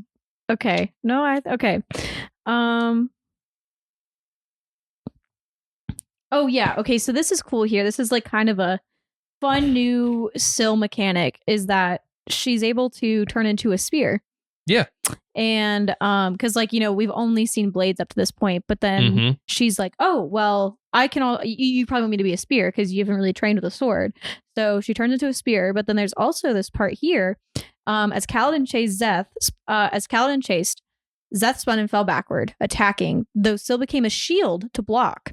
So she becomes a shield. Kaladin swung down and a hammer appeared in his hand, crashing against Zeth's shoulder, breaking bones. And then continues, as Stormlight tried to heal the assassin, Kaladin pulled in close, slammed his hand against Seth's stomach, and a knife appeared there, digging deeply into the skin. So she was a shard blade, then she was a spear, then she was a shield, then she was a hammer, and then a knife. So it just shows, I guess, that's all your major weapons. I was gonna say food groups for some reason. Weapons, the major food groups. Yeah, so I just think that it's cool that like because they are bonded, like she can pretty much turn into whatever he needs her to be. So pretty neat. Hi Zeus. Did you want to come in and be a part of the podcast today? You're wagging your tail like you're excited about it. Do you like the Stormlight Archive? No. He can't read. He's just gonna stand there and stare at us, I guess. Yeah, that's okay. I don't have anything else for that chapter. I do. Okay, go for it. It's when Zeth perishes. Hypothetically. Yeah. Zeth did not parry. He just closed his eyes to accept the attack. In that instant, for some reasons he could not have articulated, pity, perhaps, Kaladin diverted his blow, driving the blade through Zeth's wrist. The skin grayed, flashing with reflected lightning. The sword tumbled from the assassin's fingers, then dulled as it plummeted. Dude, if I was Seth, I think I just want somebody to kill me at that point, too. Well, he does. Yeah. And at that moment, he gave up. Yeah. I get it. And Kaladin chose not to actively kill him. Yes. He let the fall do it. Yeah. Do you have anything else in that chapter? I don't believe I do. I don't. Because the next page is the next chapter. Okay. Chapter 87, The Riddance. The Riddance. God, we're so close to the end of the book. We're so close. We're almost there, folks. Yep. Okay. Hold on. 1 sec. For some reason. Ryan's got to find a summary. Yep. My notes just reset. Okay. And we're on 87. Yep. Kaladin meets back up with Bridge 4 and returns to Urithiru with them. Elhokar is hiding with Lopin's family. And the Lopin begins to heal his arm. Yeah. Moash escapes with Graves. I love that, like, Dalinar's talking to Kaladin and is like, we have, because, like, Dalinar's like, I think Elhokar's dead. We can't find him anywhere. And Dalinar's like, or not, oh my God, Kaladin's like, no, man, he's fine. I just put him in a place nobody would look. And then, like, pan to... Hard cut. Yep. To literally him in Lopin's house. And, like, the king is, like, asking for something and Lopin's like, Mom? Or grandmother, I don't know, is like... It's his mom. Yeah, she's like, you're in my house. I don't care who you are. You're going to act right. And it's just so... Oh my God, it's hysterical. It's like one of the funniest things to happen in these books, I think. Yeah. It's like you put a king in a in a house with Herdazians. with all these Herdazians. Uh-huh. And I mean, he was right. Nobody would look there. It's true. Oh, and I love it when she's like, you're in my home now, she said, and Lopin mouthed along with the words, in a Herdazian woman's home, nobody's station means nothing beside her own. Yep. Because that just means Lopin has heard that many times. Yes, which I love. And I love because before he heals his arms, Teft is talking to Kaladin. I think I marked that. Okay. Do you want to talk about it? Yes. You go right ahead. I've marked it. It says Cal, Tef said, voice getting even softer. At the end there, right before you arrive, Storm Sun. I swear I saw a couple of the lads glowing, faintly, with stormlight. What? I've been listening to readings of those visions Bright Lord Dalinar sees, Tef continued. I think you should do the same. From what I can guess, it seems that the orders of the Knights Radiant were made up of more than just the Knights themselves. Kaladin looked over the men of Bridge 4 and found himself smiling. He shoved down the pain at his losses, at least for the time being. I wonder, he said softly, what it will do to a Lethi social structure when an entire group of former slaves start going about with glowing skin. Not to mention those eyes of yours, Tef said with a grunt. Eyes, Kaladin said. Haven't you seen? Oh, what am I saying? Ain't no mirrors out here on the plains. Your eyes, son, pale blue, like glassy water, lighter than that of any king. Mm-hmm. And I like that at the end of that there, he says Storm and Light Eyes, and then he goes, he was one of them now. Storm it! But it's just, now we're starting to see the Knights Radiant, like, really coming back. And it's starting to affect many different types of people. Mm-hmm.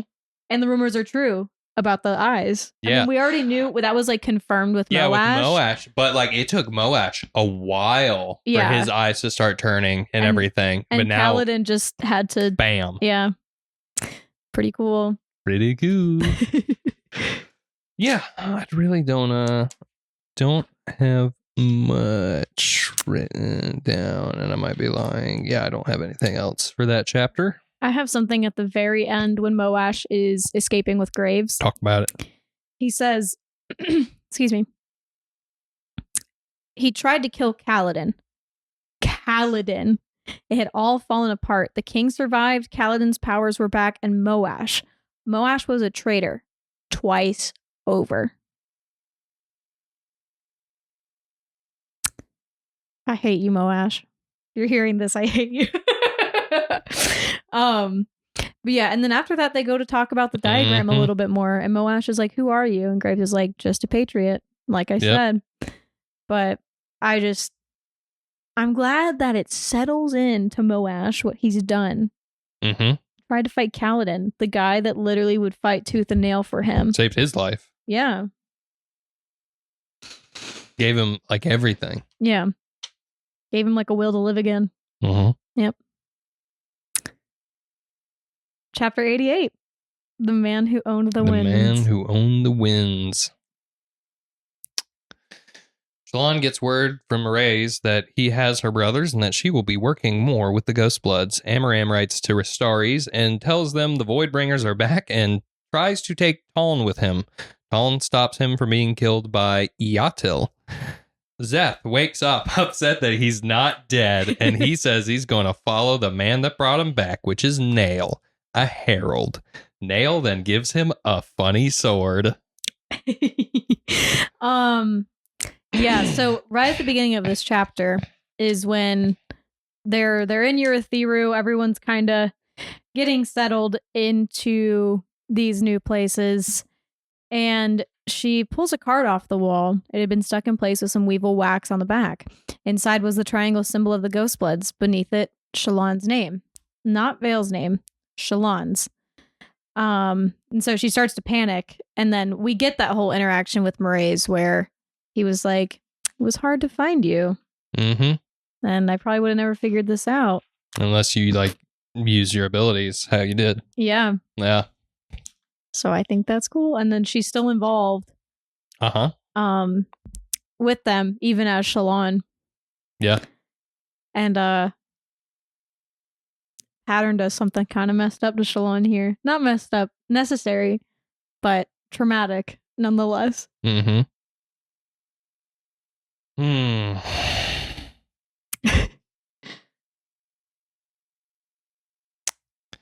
Got marked here.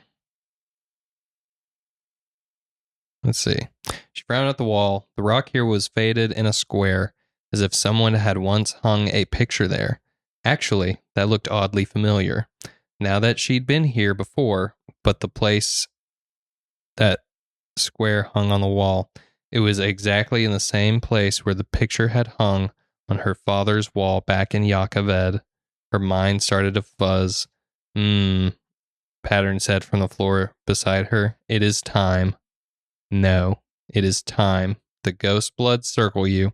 The people need a radiant. Yeah. Yeah. And then we get the flashback. Mm-hmm. And this is where we find out, finally, that Shallan killed her mother. Yep. But she did it because her mother tried to kill her. Mm-hmm. And Pattern was the one. Like her spren. Yeah. Mm-hmm. So he's literally been with her entire life. And this honestly just kind of breaks my heart right here, where she's like, he let everyone believe that he'd killed her, that he'd murdered his wife and her lover in a rage. When I was the one who had actually killed them, he lied to protect me. I know. That secret destroyed him. It destroyed our entire family. I know. I hate you, she whispered, staring into her mother's dead eyes. I know. Eventually you will kill me, and you will have your revenge. I don't want revenge. I want my family. Yeah.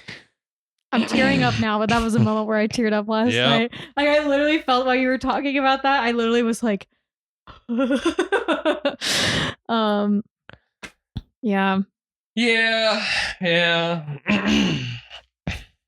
It's that yearning of something she can't have anymore, because really her mother destroyed it, if you think about it. But yes, she was the one who killed her mother. Yeah, and I don't have anything else for that. If I talk about it, I think I'll cry. Okay. Amaram's trying to steal Taln. Yes. And he couldn't. And wait, yes. It says right here, he ushered him off the couch. Yeah, he has to lift him and move him physically. I like that Yathil is just like trying to like kill him. Yeah. And then Talon's just like just catches him. Dude is like in a complete trance 90% of the time we see him, and then suddenly there's danger and he just like snaps out of it and catches a dart straight out of the air. Yeah. Crazy. You remember at Dragonsteel, somebody asked Prime Talon, like nothing's wrong with him when Talon was in his prime. Do you think anybody in the Cosmere could beat him in a fight? Yeah. And Brandon said, probably not. Wow. Yeah. I don't remember in the whole that. universe, this guy is probably the most cracked. That's awesome. Yeah. I don't remember that question. I'm glad you do. I don't really have anything else for this chapter, to be honest. Yeah. Well, we find out Szeth becomes a Skybreaker. Szeth becomes a Skybreaker, and he now has like a part of his like, I think, cognitive self is like following him a little bit. Right? What do you mean? He has like an after image. Oh, okay. So I was actually going to talk about this when we did Edge Dancer, but I'll talk about it now. Okay. So there is a moment where Syl and Kaladin are talking, and they're like, Kaladin gets the sword, realizes it's like a herald sword essentially. Yeah. And he just like doesn't really fully understand it. And he's like, well, how come like, I can't bondsline like this, or it's not, something like that happens. And Syl says to him, you like the type of person, and like I just stumbled through that so hard. Let me start over. Okay. So when Kaladin is asking about that sword and Szeth's abilities. Right. She says to Kaladin, for someone to have those abilities and to be able to wield this, you would have to have an extremely dangerous amount of Stormlight. Yes. So I think that the after image is because of how infused with Stormlight he is, after doing the Assassin in White stuff for like a couple years, a year, I don't know how long. I think he literally, just because we never see him like, you know, obviously like in like the prelude, he inhales all the spears and stuff, but we don't ever really see him taking Stormlight or Spearlight from anything else. I think he literally has infused himself with so much of it that he leaves an after image because of how bright and full of Stormlight he is. Yes. And that also has to do with the fact that Nail was able to bring him back. Like, it wasn't perfect. Yeah. Right? I don't know. I think what you're talking about, like, yeah, that is the reason that he was able to be brought back, because he had so much Stormlight in him. I don't even think it was. No, I'm just speaking. Oh, okay. You're just strictly about. That's why he has an after image, is because Syl said you'd have to have a dangerous amount of Stormlight in you to have his abilities. Okay. And so I think he is just so, like, I think like how like our bodies are like 90% water or whatever. Yeah. I think he's 90% Stormlight. Mm-hmm. I just think that like that's part of his makeup now because of the way that he was. And like that probably was why he was able to be brought back a little bit easier, is because he was so full of it. But yeah. Because like the Honor Blades use up more Stormlight too. Yeah, so that's why she said like you have to be full of it, like crazy dangerous amount of it. Yeah. Okay. So I think that he's, like I said, 90% Stormlight. Okay. Yeah. Because there's a scene in Edge Dancer where Lift notices that like he leaves an after image when he moves. And so that's why I was going to bring up in Edge Dancer. Yeah. That I think it's because he is just so full of it. Mm-hmm. That's what I got. Cool. Yeah. We're on the last chapter. Hello. Would you like to destroy some evil today? We get a funny sword. We get a little funny sword. Sword Nimi. Sword Nimi. All right. Chapter 89. The Four. Adolin kills Sadeas. Dalinar gets to the top of Urithiru and bonds with the Stormfather. The Knights Radiant are beginning to reforge with Dalinar, Shallan, Kaladin, and surprisingly, Renarin.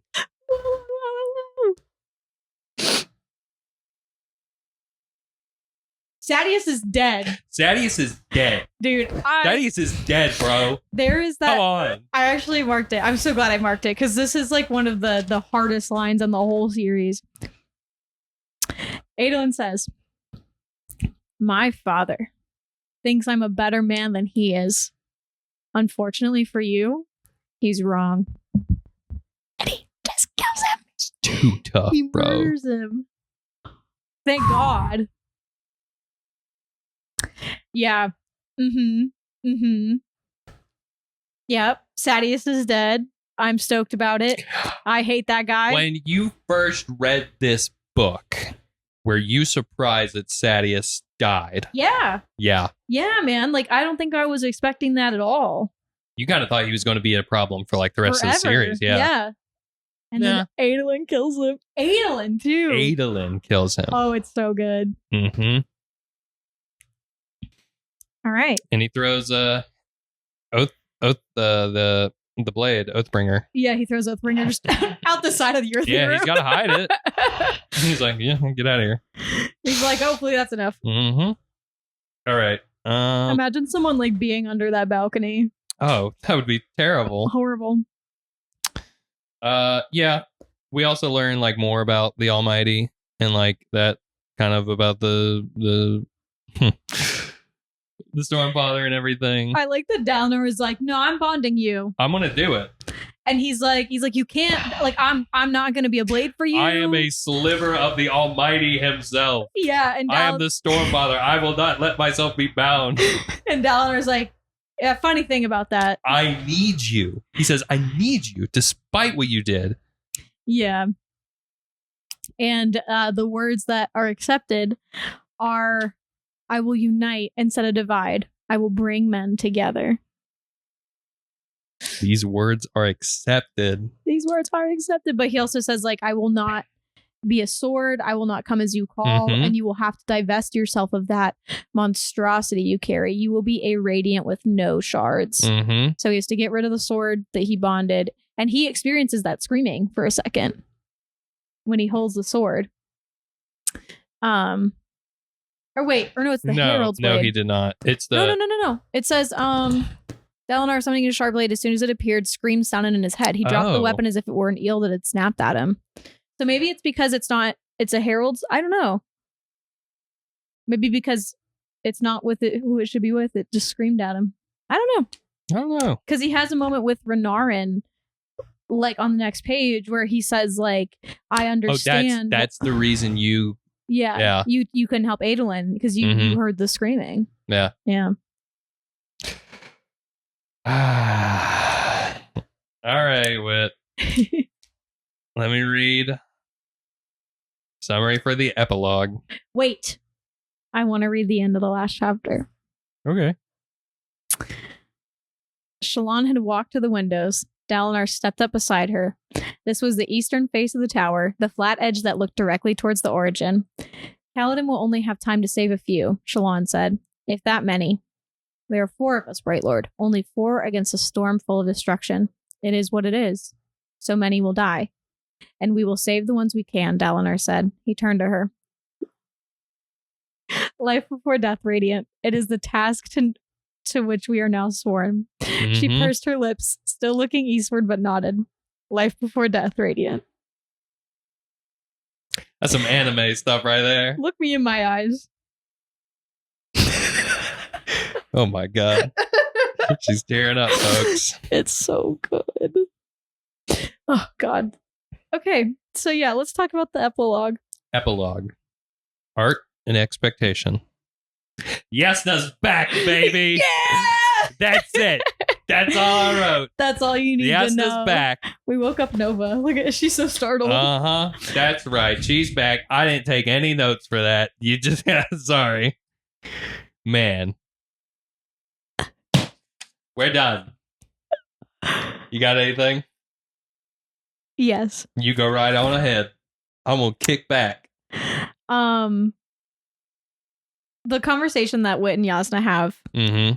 Yeah, Whit says, you're so convinced that there is no God. She says, the Almighty is... Oh, Whit said, I don't mean the Almighty. Tanavast was a fine enough fellow.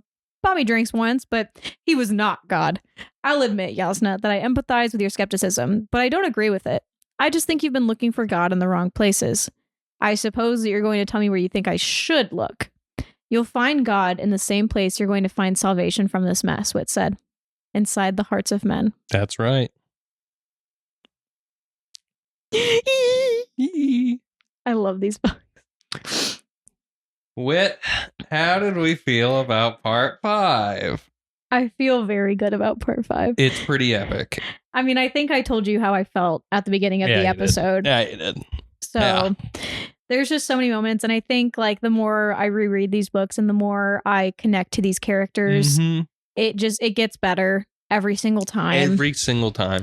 And yeah, I just don't, like I said, I need to read Oathbringer again because I know Oathbringer has consistently been my favorite.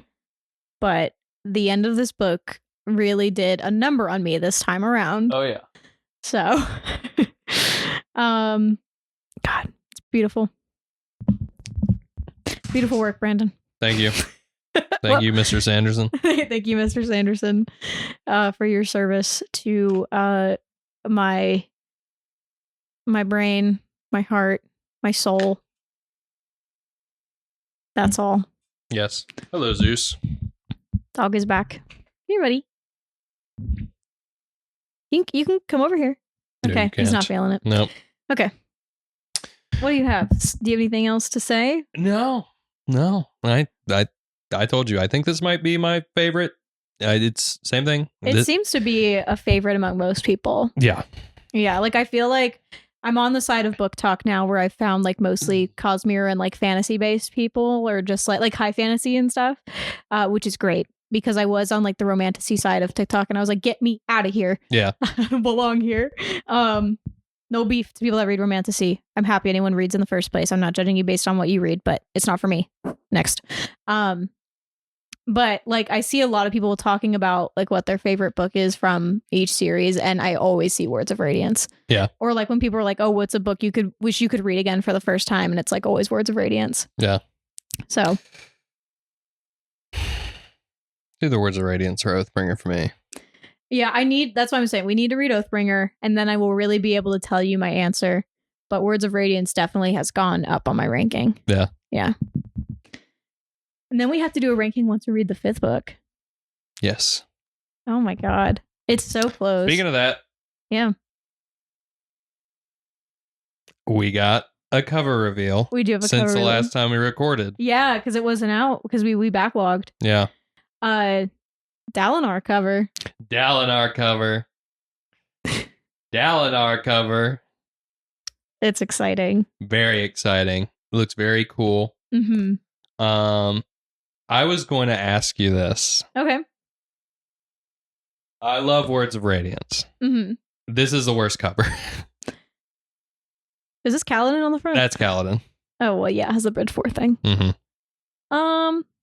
I think I can't think of what. I think Oathbringer has my favorite cover. Oathbringer. With the sword, right? Yeah. Well, yeah, it's called Oathbringer.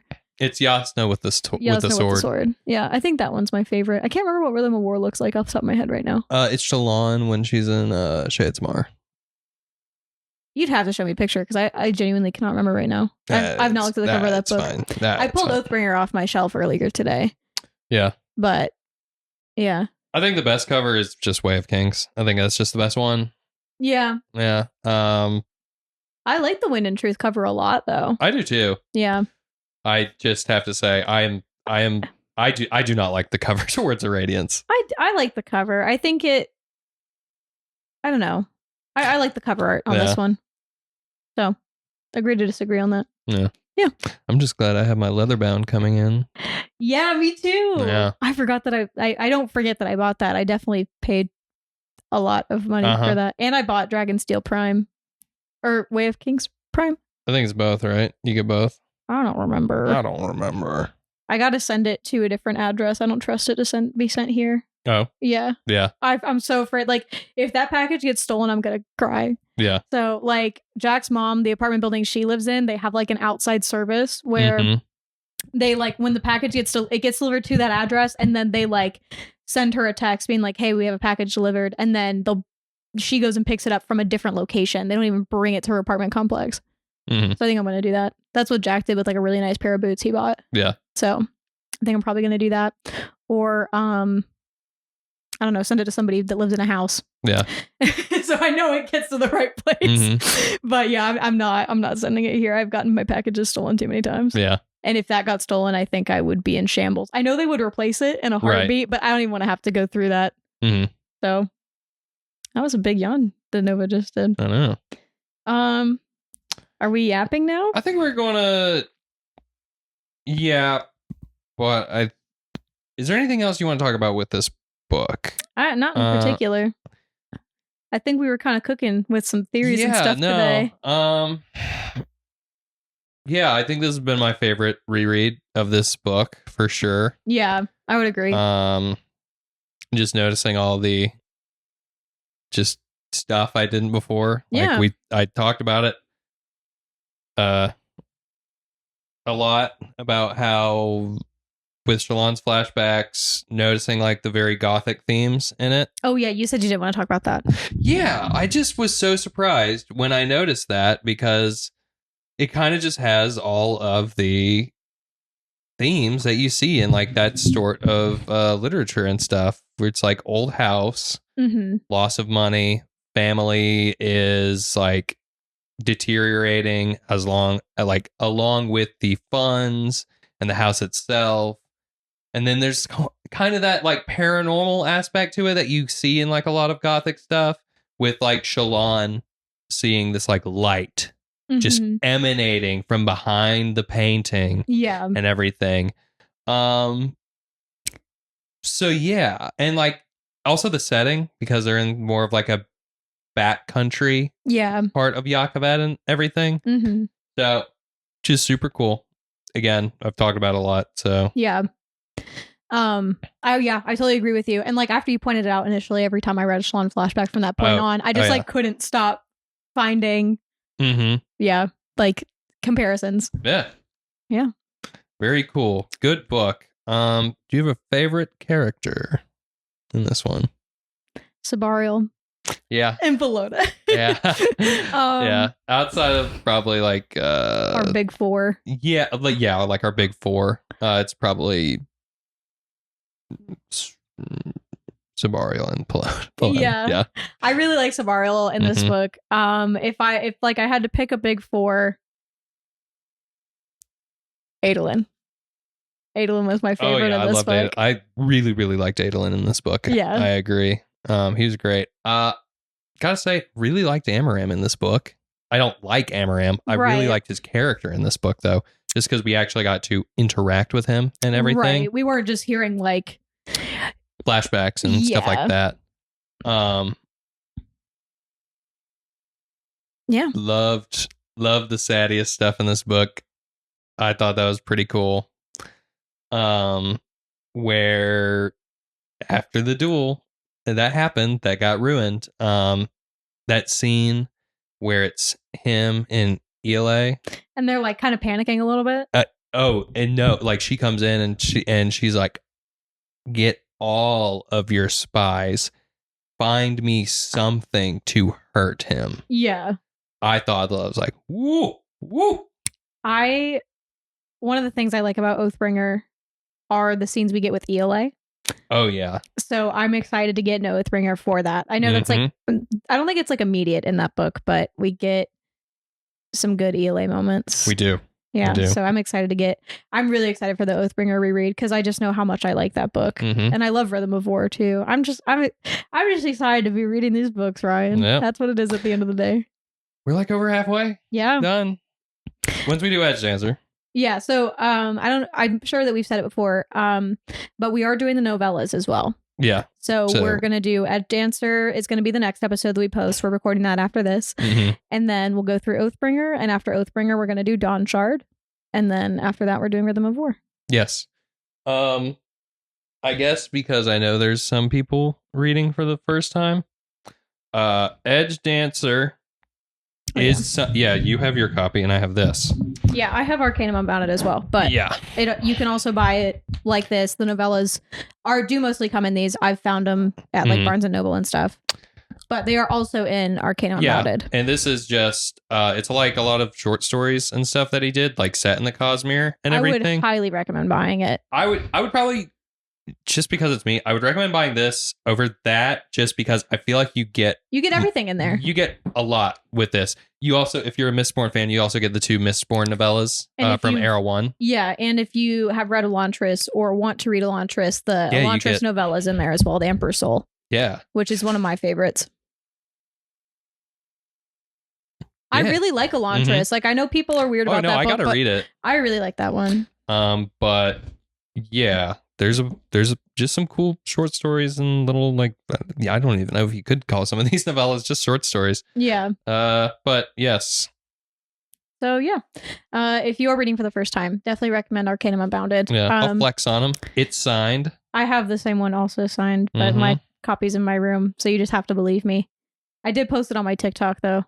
Yeah. So if you want to go look at that, guess who's posting book content? Me.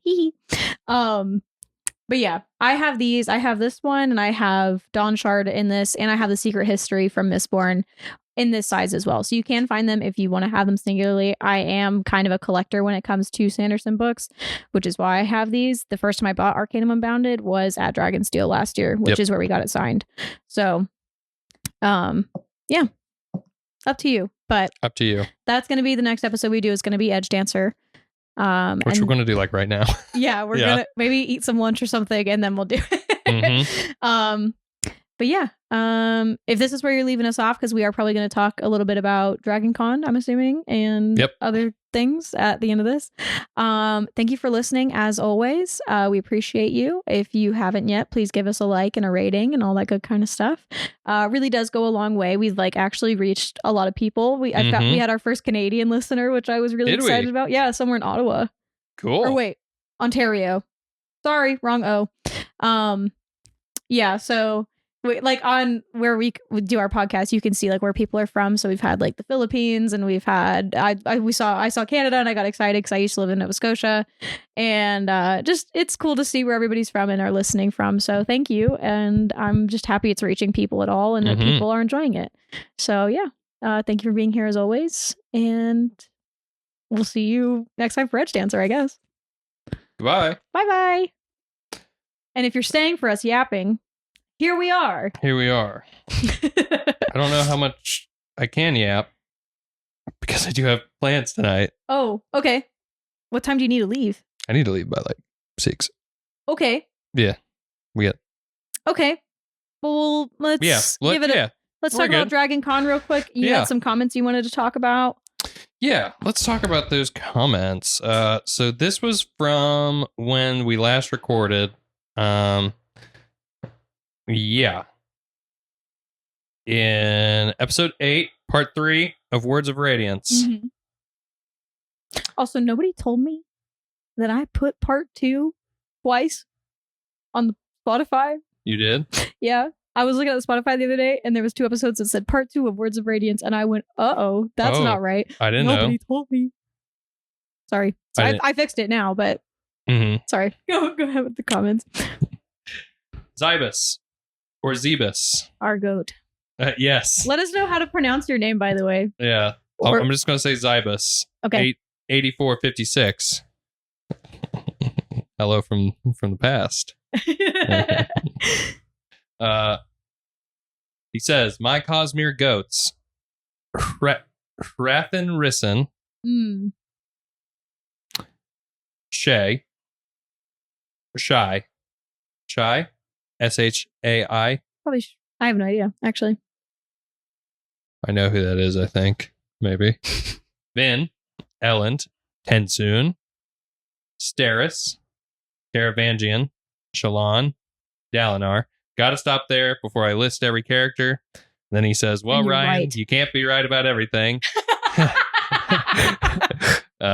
Everything, Everywhere, All at Once is incredible. Best action movie of 2022 and took place almost entirely in a laundromat and IRS building.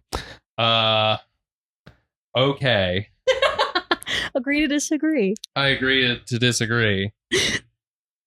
I completely recognize I am in the minority. Yeah. About that movie. That's okay. Yeah.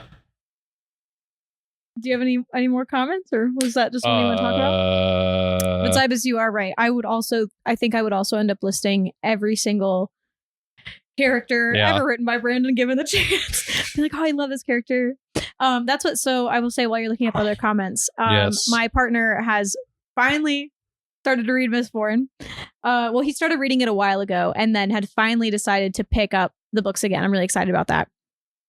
And yeah, so he just got to Well of Ascension, and I was like, oh yeah, like you've met Sazed, right? And he's like, oh, I've had like one scene with Sazed. And I was like, oh, he's the best character in the entire book. And Jack's just like, okay. And I'm like, let me know what you think when you're done.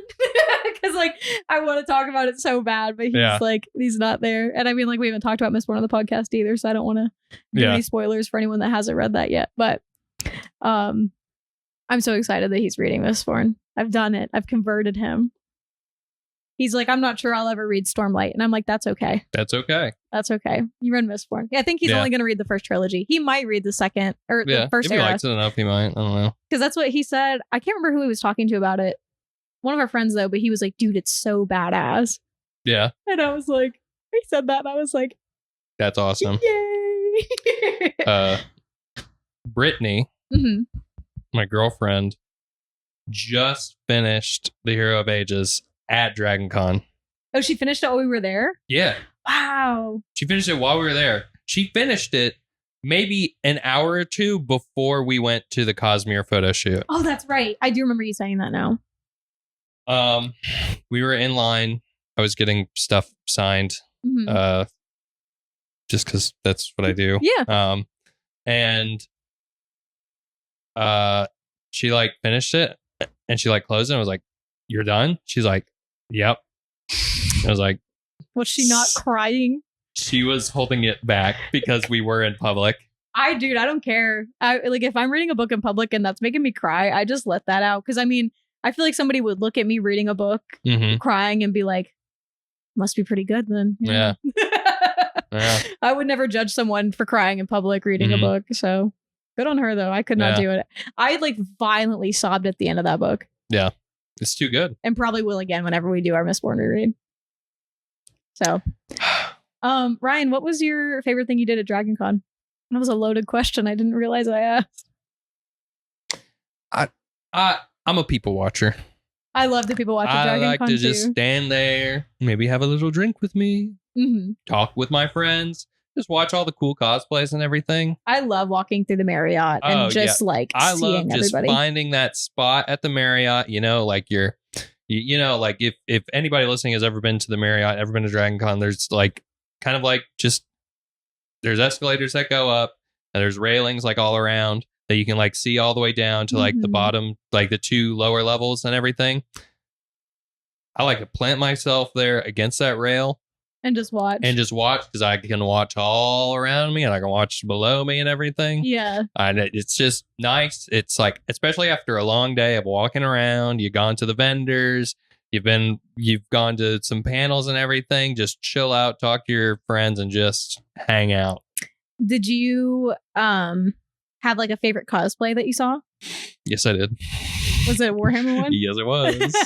You can probably guess which one it was. Was it that really tall guy with all the things coming out his back? Yes. I don't know what it was. He was cosplaying Fabius Bile. If anyone knows, is a Warhammer enjoyer. Or you could call him Fabulous Bill. Yes. He was cool. We went to the 40. It was pretty incredible. Yeah, we went to the 40K cosplay meetup, and I mean, like, I don't know anything about Warhammer, but it was like definitely some of the coolest cosplays I think we saw the entire weekend. Mm-hmm. Yeah. Yeah, I remember how you reacted. You saw a Saint Celestine cosplay, and you were just like, Ryan, who is she? And I was like, Whitney, that is Celestine, the living saint. He's smiling at you. Hi, Zeus. Oh, he winked at me. Oh, he winked at me again. Oh, cute. Here, buddy. He's so awkward. I love him. Yeah, I did like the saint. She was very cool. Yes. We went to a Cosmere photo shoot. We did. Oh my gosh, it was so fun. So I was dressed as Tifa from Final Fantasy VII that day, and I was like, I want to get some pictures of my cosplay. You know, like I put some effort into it. I straightened my hair for it. Okay, that's a lot of work. And we were sitting there. Jack was taking my photo, and I see these people walk by, and they're like holding some like a bridge above their head. Yep. And I look at him, and like my brain's not really comprehending it at first. I'm looking at him, and I'm looking at them, and then I looked at someone, and they had the slave brands on their forehead, and I literally was like, "Oh, bridge 4!" And they were like, "Yeah!" And it was so cool. They had like someone dressed as Lopin. They had Drahe and Scar. They had Rock. Yep. Kaladin. They had of course. Taft and Kaladin. Yeah. And then they had I don't know if she was with them, but there was a Syl that ended up hanging out with them. Yeah. She was cool. But that was like probably the most creative cosplay, like Cosmere cosplay I've seen. Cause like I've seen everyone do like the Kolans and you see Kaladins and stuff and like other just Bridge 4 people. But for them to like, I mean, they got themselves dirty. They got like, I saw, the only reason I know this is because I saw them doing it. The slave brands they had were temporary tattoos. Really? I saw them applying it one is how I knew, because they had to like reapply on somebody. And it was just so cool. And they built the bridge and even had it where it had like the little bars out to the side that they could hold it on. Like it was they the had most little arrows stuck to it. There were arrows stuck inside it. I posted pictures of it on our Instagram. So if you are curious and want to see some of the cosplays, definitely go over there and look at them. But it was just so creative. It was so cool. I was floored by them. They were amazing. And they were so nice. I talked to them for a minute too. They were very, very kind. Yeah, I didn't get to really talk to anybody over there. Yeah, I talked to them. And then I talked to the Shallan and Adolin that we saw at Dragonsteel last year. Yes. Because they had a baby. And I was like, oh my God, I saw them like, I don't know. How far is November from August? 10. No, that's... I don't know. I saw you in November. It is now the end of August and you have a baby. You did not even look pregnant when I saw like 10 you. months. Yeah, 10 months. Yeah. Wow. But so like anyway, so they had a baby and I was like, they look just like those cosplayers we saw in Utah. Mm-hmm. And so I walked up to her and I was like, hey, like, I'm so sorry if this is weird, but like, were you at Dragonsteel last year? And she was like, yeah. And I was like, oh my God. Like I talked to her at the end of the convention and said like her Shalon dress was the best one I had seen. She looked amazing. And I was like, I had no idea you were even pregnant. She was like, yeah, being at Dragonsteel was like the last time I was able to fit into that dress before she like, got too pregnant to wear it anymore. Yeah. And I was like, that's so cool. And now you guys have the baby had on like a little colon thing, colon onesie. It was so cute. That's all. I think that's also on on the Instagram. But they were awesome. And like there was the coolest people. They were definitely Bridgeport was the coolest people, but there was also coin shots from Mistborn, and they had like I want to steal that idea. They had simulated that, and it was so cool. Oh my gosh. And we also saw the people that were also at Dragonsteel last year, the Parshendi. They're like a couple that dressed up as like Relaine and I think like Venli or Eshni or maybe just nondescript listener. Yeah. But yeah, they looked so cool. I was glad to see them again. It's just, it's really cool how creative everyone got with it. Saw some really cute dresses. It's just there were so many cool stuff. There were like 2 or 3 Tress cosplays, and they were all so good. Great. Yeah. And I mean, everyone looked amazing. Like, even some people just showed up in a mist cloak, but I was still like, oh, that's so cool. Yeah, mist cloaks are cool. Yeah, there was a really good Inquisitor, too. There was. The Inquisitor from Mistborn was really cool. It's just really awesome how creative people get and are. So awesome. So, if any of those were you, shout out. I did post them on the Instagram. And so, if you're listening to this and you were like, whoa, that sounds cool, at Listenercast on Instagram, you can see photos. Yeah. If you just know anybody who, if they're in the picture, let us know. I'd love to tag them. Yeah. Because I didn't get anyone's like information. I just, I don't know. I get overwhelmed in those situations, so it's hard to ask. But, So I put in the description, like, if you see yourself, let me tag you. And then also, like, if they want it removed, I will happily do that as well. So. Yeah, I unfortunately didn't get to really talk to anybody at the Cosmere thing, and I didn't really talk to a lot of people at Dragon Con because I had food poisoning. Yeah. I was certified. Well, okay, so I went, my favorite thing I did at Dragon Con was on Monday. They were doing this all weekend, but I waited for Monday because that's usually a day that a lot of people leave. It's not as crowded. I went to the Baldur's Gate 3 voice actor panel. So they had Lae'zel, Will, Shadowheart, Astarion, and one of the directors for the game who also voices Corinna the Squirrel. And it was so cool. I got there at like 8:30 in the morning. The panel started at 11:30. I like didn't even plan to be there that early, but like I woke up and then my body was just awake. And I was like, you know what? No harm in just going, because that's the only thing I had planned to do with my entire day. So I was like, might as well. And I met some of the nicest people in line, made some really nice friends. One of them is she's an author who writes like romantasy stuff, so that was really cool. She lives in Ohio, but she did a really good Shadowheart cosplay, and her and I were talking about books and stuff. So just shout her out. I can't remember her handle. I'll put it in. I don't know if she has any books out, but I know that she is writing one. Gotcha. So I will just keep up with that on her Instagram, and then I will look, and if she has one out, I will put it in the description of this podcast. Okay. And if not, whenever she does put it out, I will shout her out then. Okay. So that works with me. But yeah, I've met so many cool people at Dragon Con this year just by being in lines and talking and all this other stuff. But yeah, the Baldur's Gate panel was really fun. I liked seeing that guy Patrick Warburton. Yeah, Patrick Warburton. That was also a highlight for me as well. Yeah, we went and saw him talk, and that was fun. Yes, I'm a big Venture Bros fan. So yeah, so I really I watched The Emperor's New Groove so much growing up. So when he did the line of the poison for Cusco's poison, and he did it. I was videoing it. I sent it to my sister because her and I used to watch that movie all the time. So that was just kind of a cool thing for me. And I mean, he's been in a bunch of stuff that I like. But Emperor's New Groove is childhood for me. So yeah, that was cool. We also saw Giancarlo Esposito. Yes. His panel was interesting. Yeah. He was really cool. He seems like a very nice guy. He definitely would just get on like tangents though. That man, he would. But very inspiring. Yes. He really would. So this is how it would go. Somebody ask a question. He would answer it in some fashion. Yeah. And then just go on a long, very much like motivational speaker. Like how to chase your dreams. Yeah. And I'm just like, I don't know if I like this. Yeah, it was like every single question was like that. Every single question. Yeah. But I'm sure some people got a lot out of that. Oh, yeah. He said some stuff that I felt really good about. Mm-hmm. But it just got to a point where I was like, are you just going to answer the question? Or? Yeah. Or like, just, yeah. But it was still really cool to see him. I'm glad that we went. He kind of roasted somebody. Did he? Dude, so there was a question. Mm-hmm.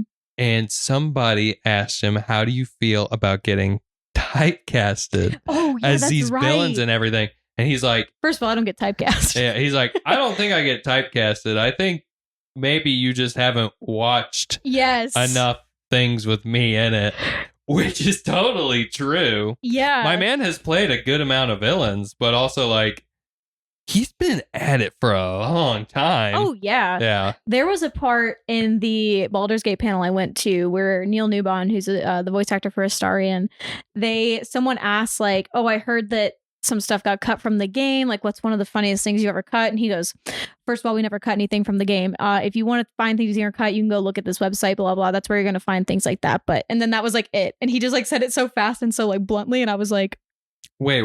Repeat that? Like they were like, she was like, I heard there was things that were like cut from the game. Okay. And he was like, well, first of all, nothing got cut from the game. Nothing got cut from the game. Yeah. And then he was like, if there's like, he said there was like some website where you could go and look at things that like maybe they thought about adding and then like didn't. And he's like, that's the best place you're going to find that information. But there's nothing that we did that got cut. Okay. And then like I said, like probably during the next question, he was like, I didn't mean for that to come off as rude or anything. I wasn't trying to tell that person off. It's the British accent. Like, yeah. But I was like sitting there when he was saying that. And I was like, dang, I felt kind of bad for that lady. I was like, uh-oh. But that's why I don't ask questions at panels, because I don't want my feelings hurt. Mm-hmm. We also went to a Cosmere thing, panel that talked about like the magic systems. Yeah. That was all right. I mean, there was the two people that were like beta readers had a lot of really good information, I think. Mm-hmm. They did. We left when they started asking questions because it was really late. It wasn't really late, but we had been there since really early in the morning. But yeah, so we ended up leaving that panel early just because we had been there a long time and we were all tired and ready to go home. Yeah. And people were asking good questions. It's just at a con, sometimes you just get to a point and you're ready to go, and that's where we were at. What? He made a funny noise. Oh yeah, he's doing that. He's just a little guy. But yeah, that was our DragonCon experience. Yes. Highly recommend going if you've never been and are able to make that work for you. I agree. I think we're going to wrap up though, because we have to record Edge Dancer and Ryan also has somewhere to be later this evening. Yes. So, thank you for listening so much. Genuinely means the world. Zeus is staring at you so hardcore. Yeah. That's so cute. What's wrong, buddy? Give him a little pet on the head. I'm about to. Aw. He's so starved for attention. This dog never gets any of it. I know it. What are you doing, boy? But yeah, so thank you guys so much for listening. If you haven't already, give us a like and a rating. Really appreciate it. At Listenercast on Instagram, if you feel the need to follow us there. Subscribe if you haven't. Follow us. I feel like I'm saying the same things 10 times over. Ryan, say something. Something. Okay, great. That was so helpful. I'm sorry. I'm Zeus. I know. You're consumed over there. He's so... You guys wish you had this dog. He's the best dog in the entire world. He really is. But yeah, so we will see you next week for Edge Dancer. Yes. And then if you are not going to read this novella and you're just going straight into Oathbringer, we'll see you in 2 weeks for part 1 of Oathbringer. We'll see you then. Thanks for listening as always. This has been the Listenercast. Bye. Bye-bye.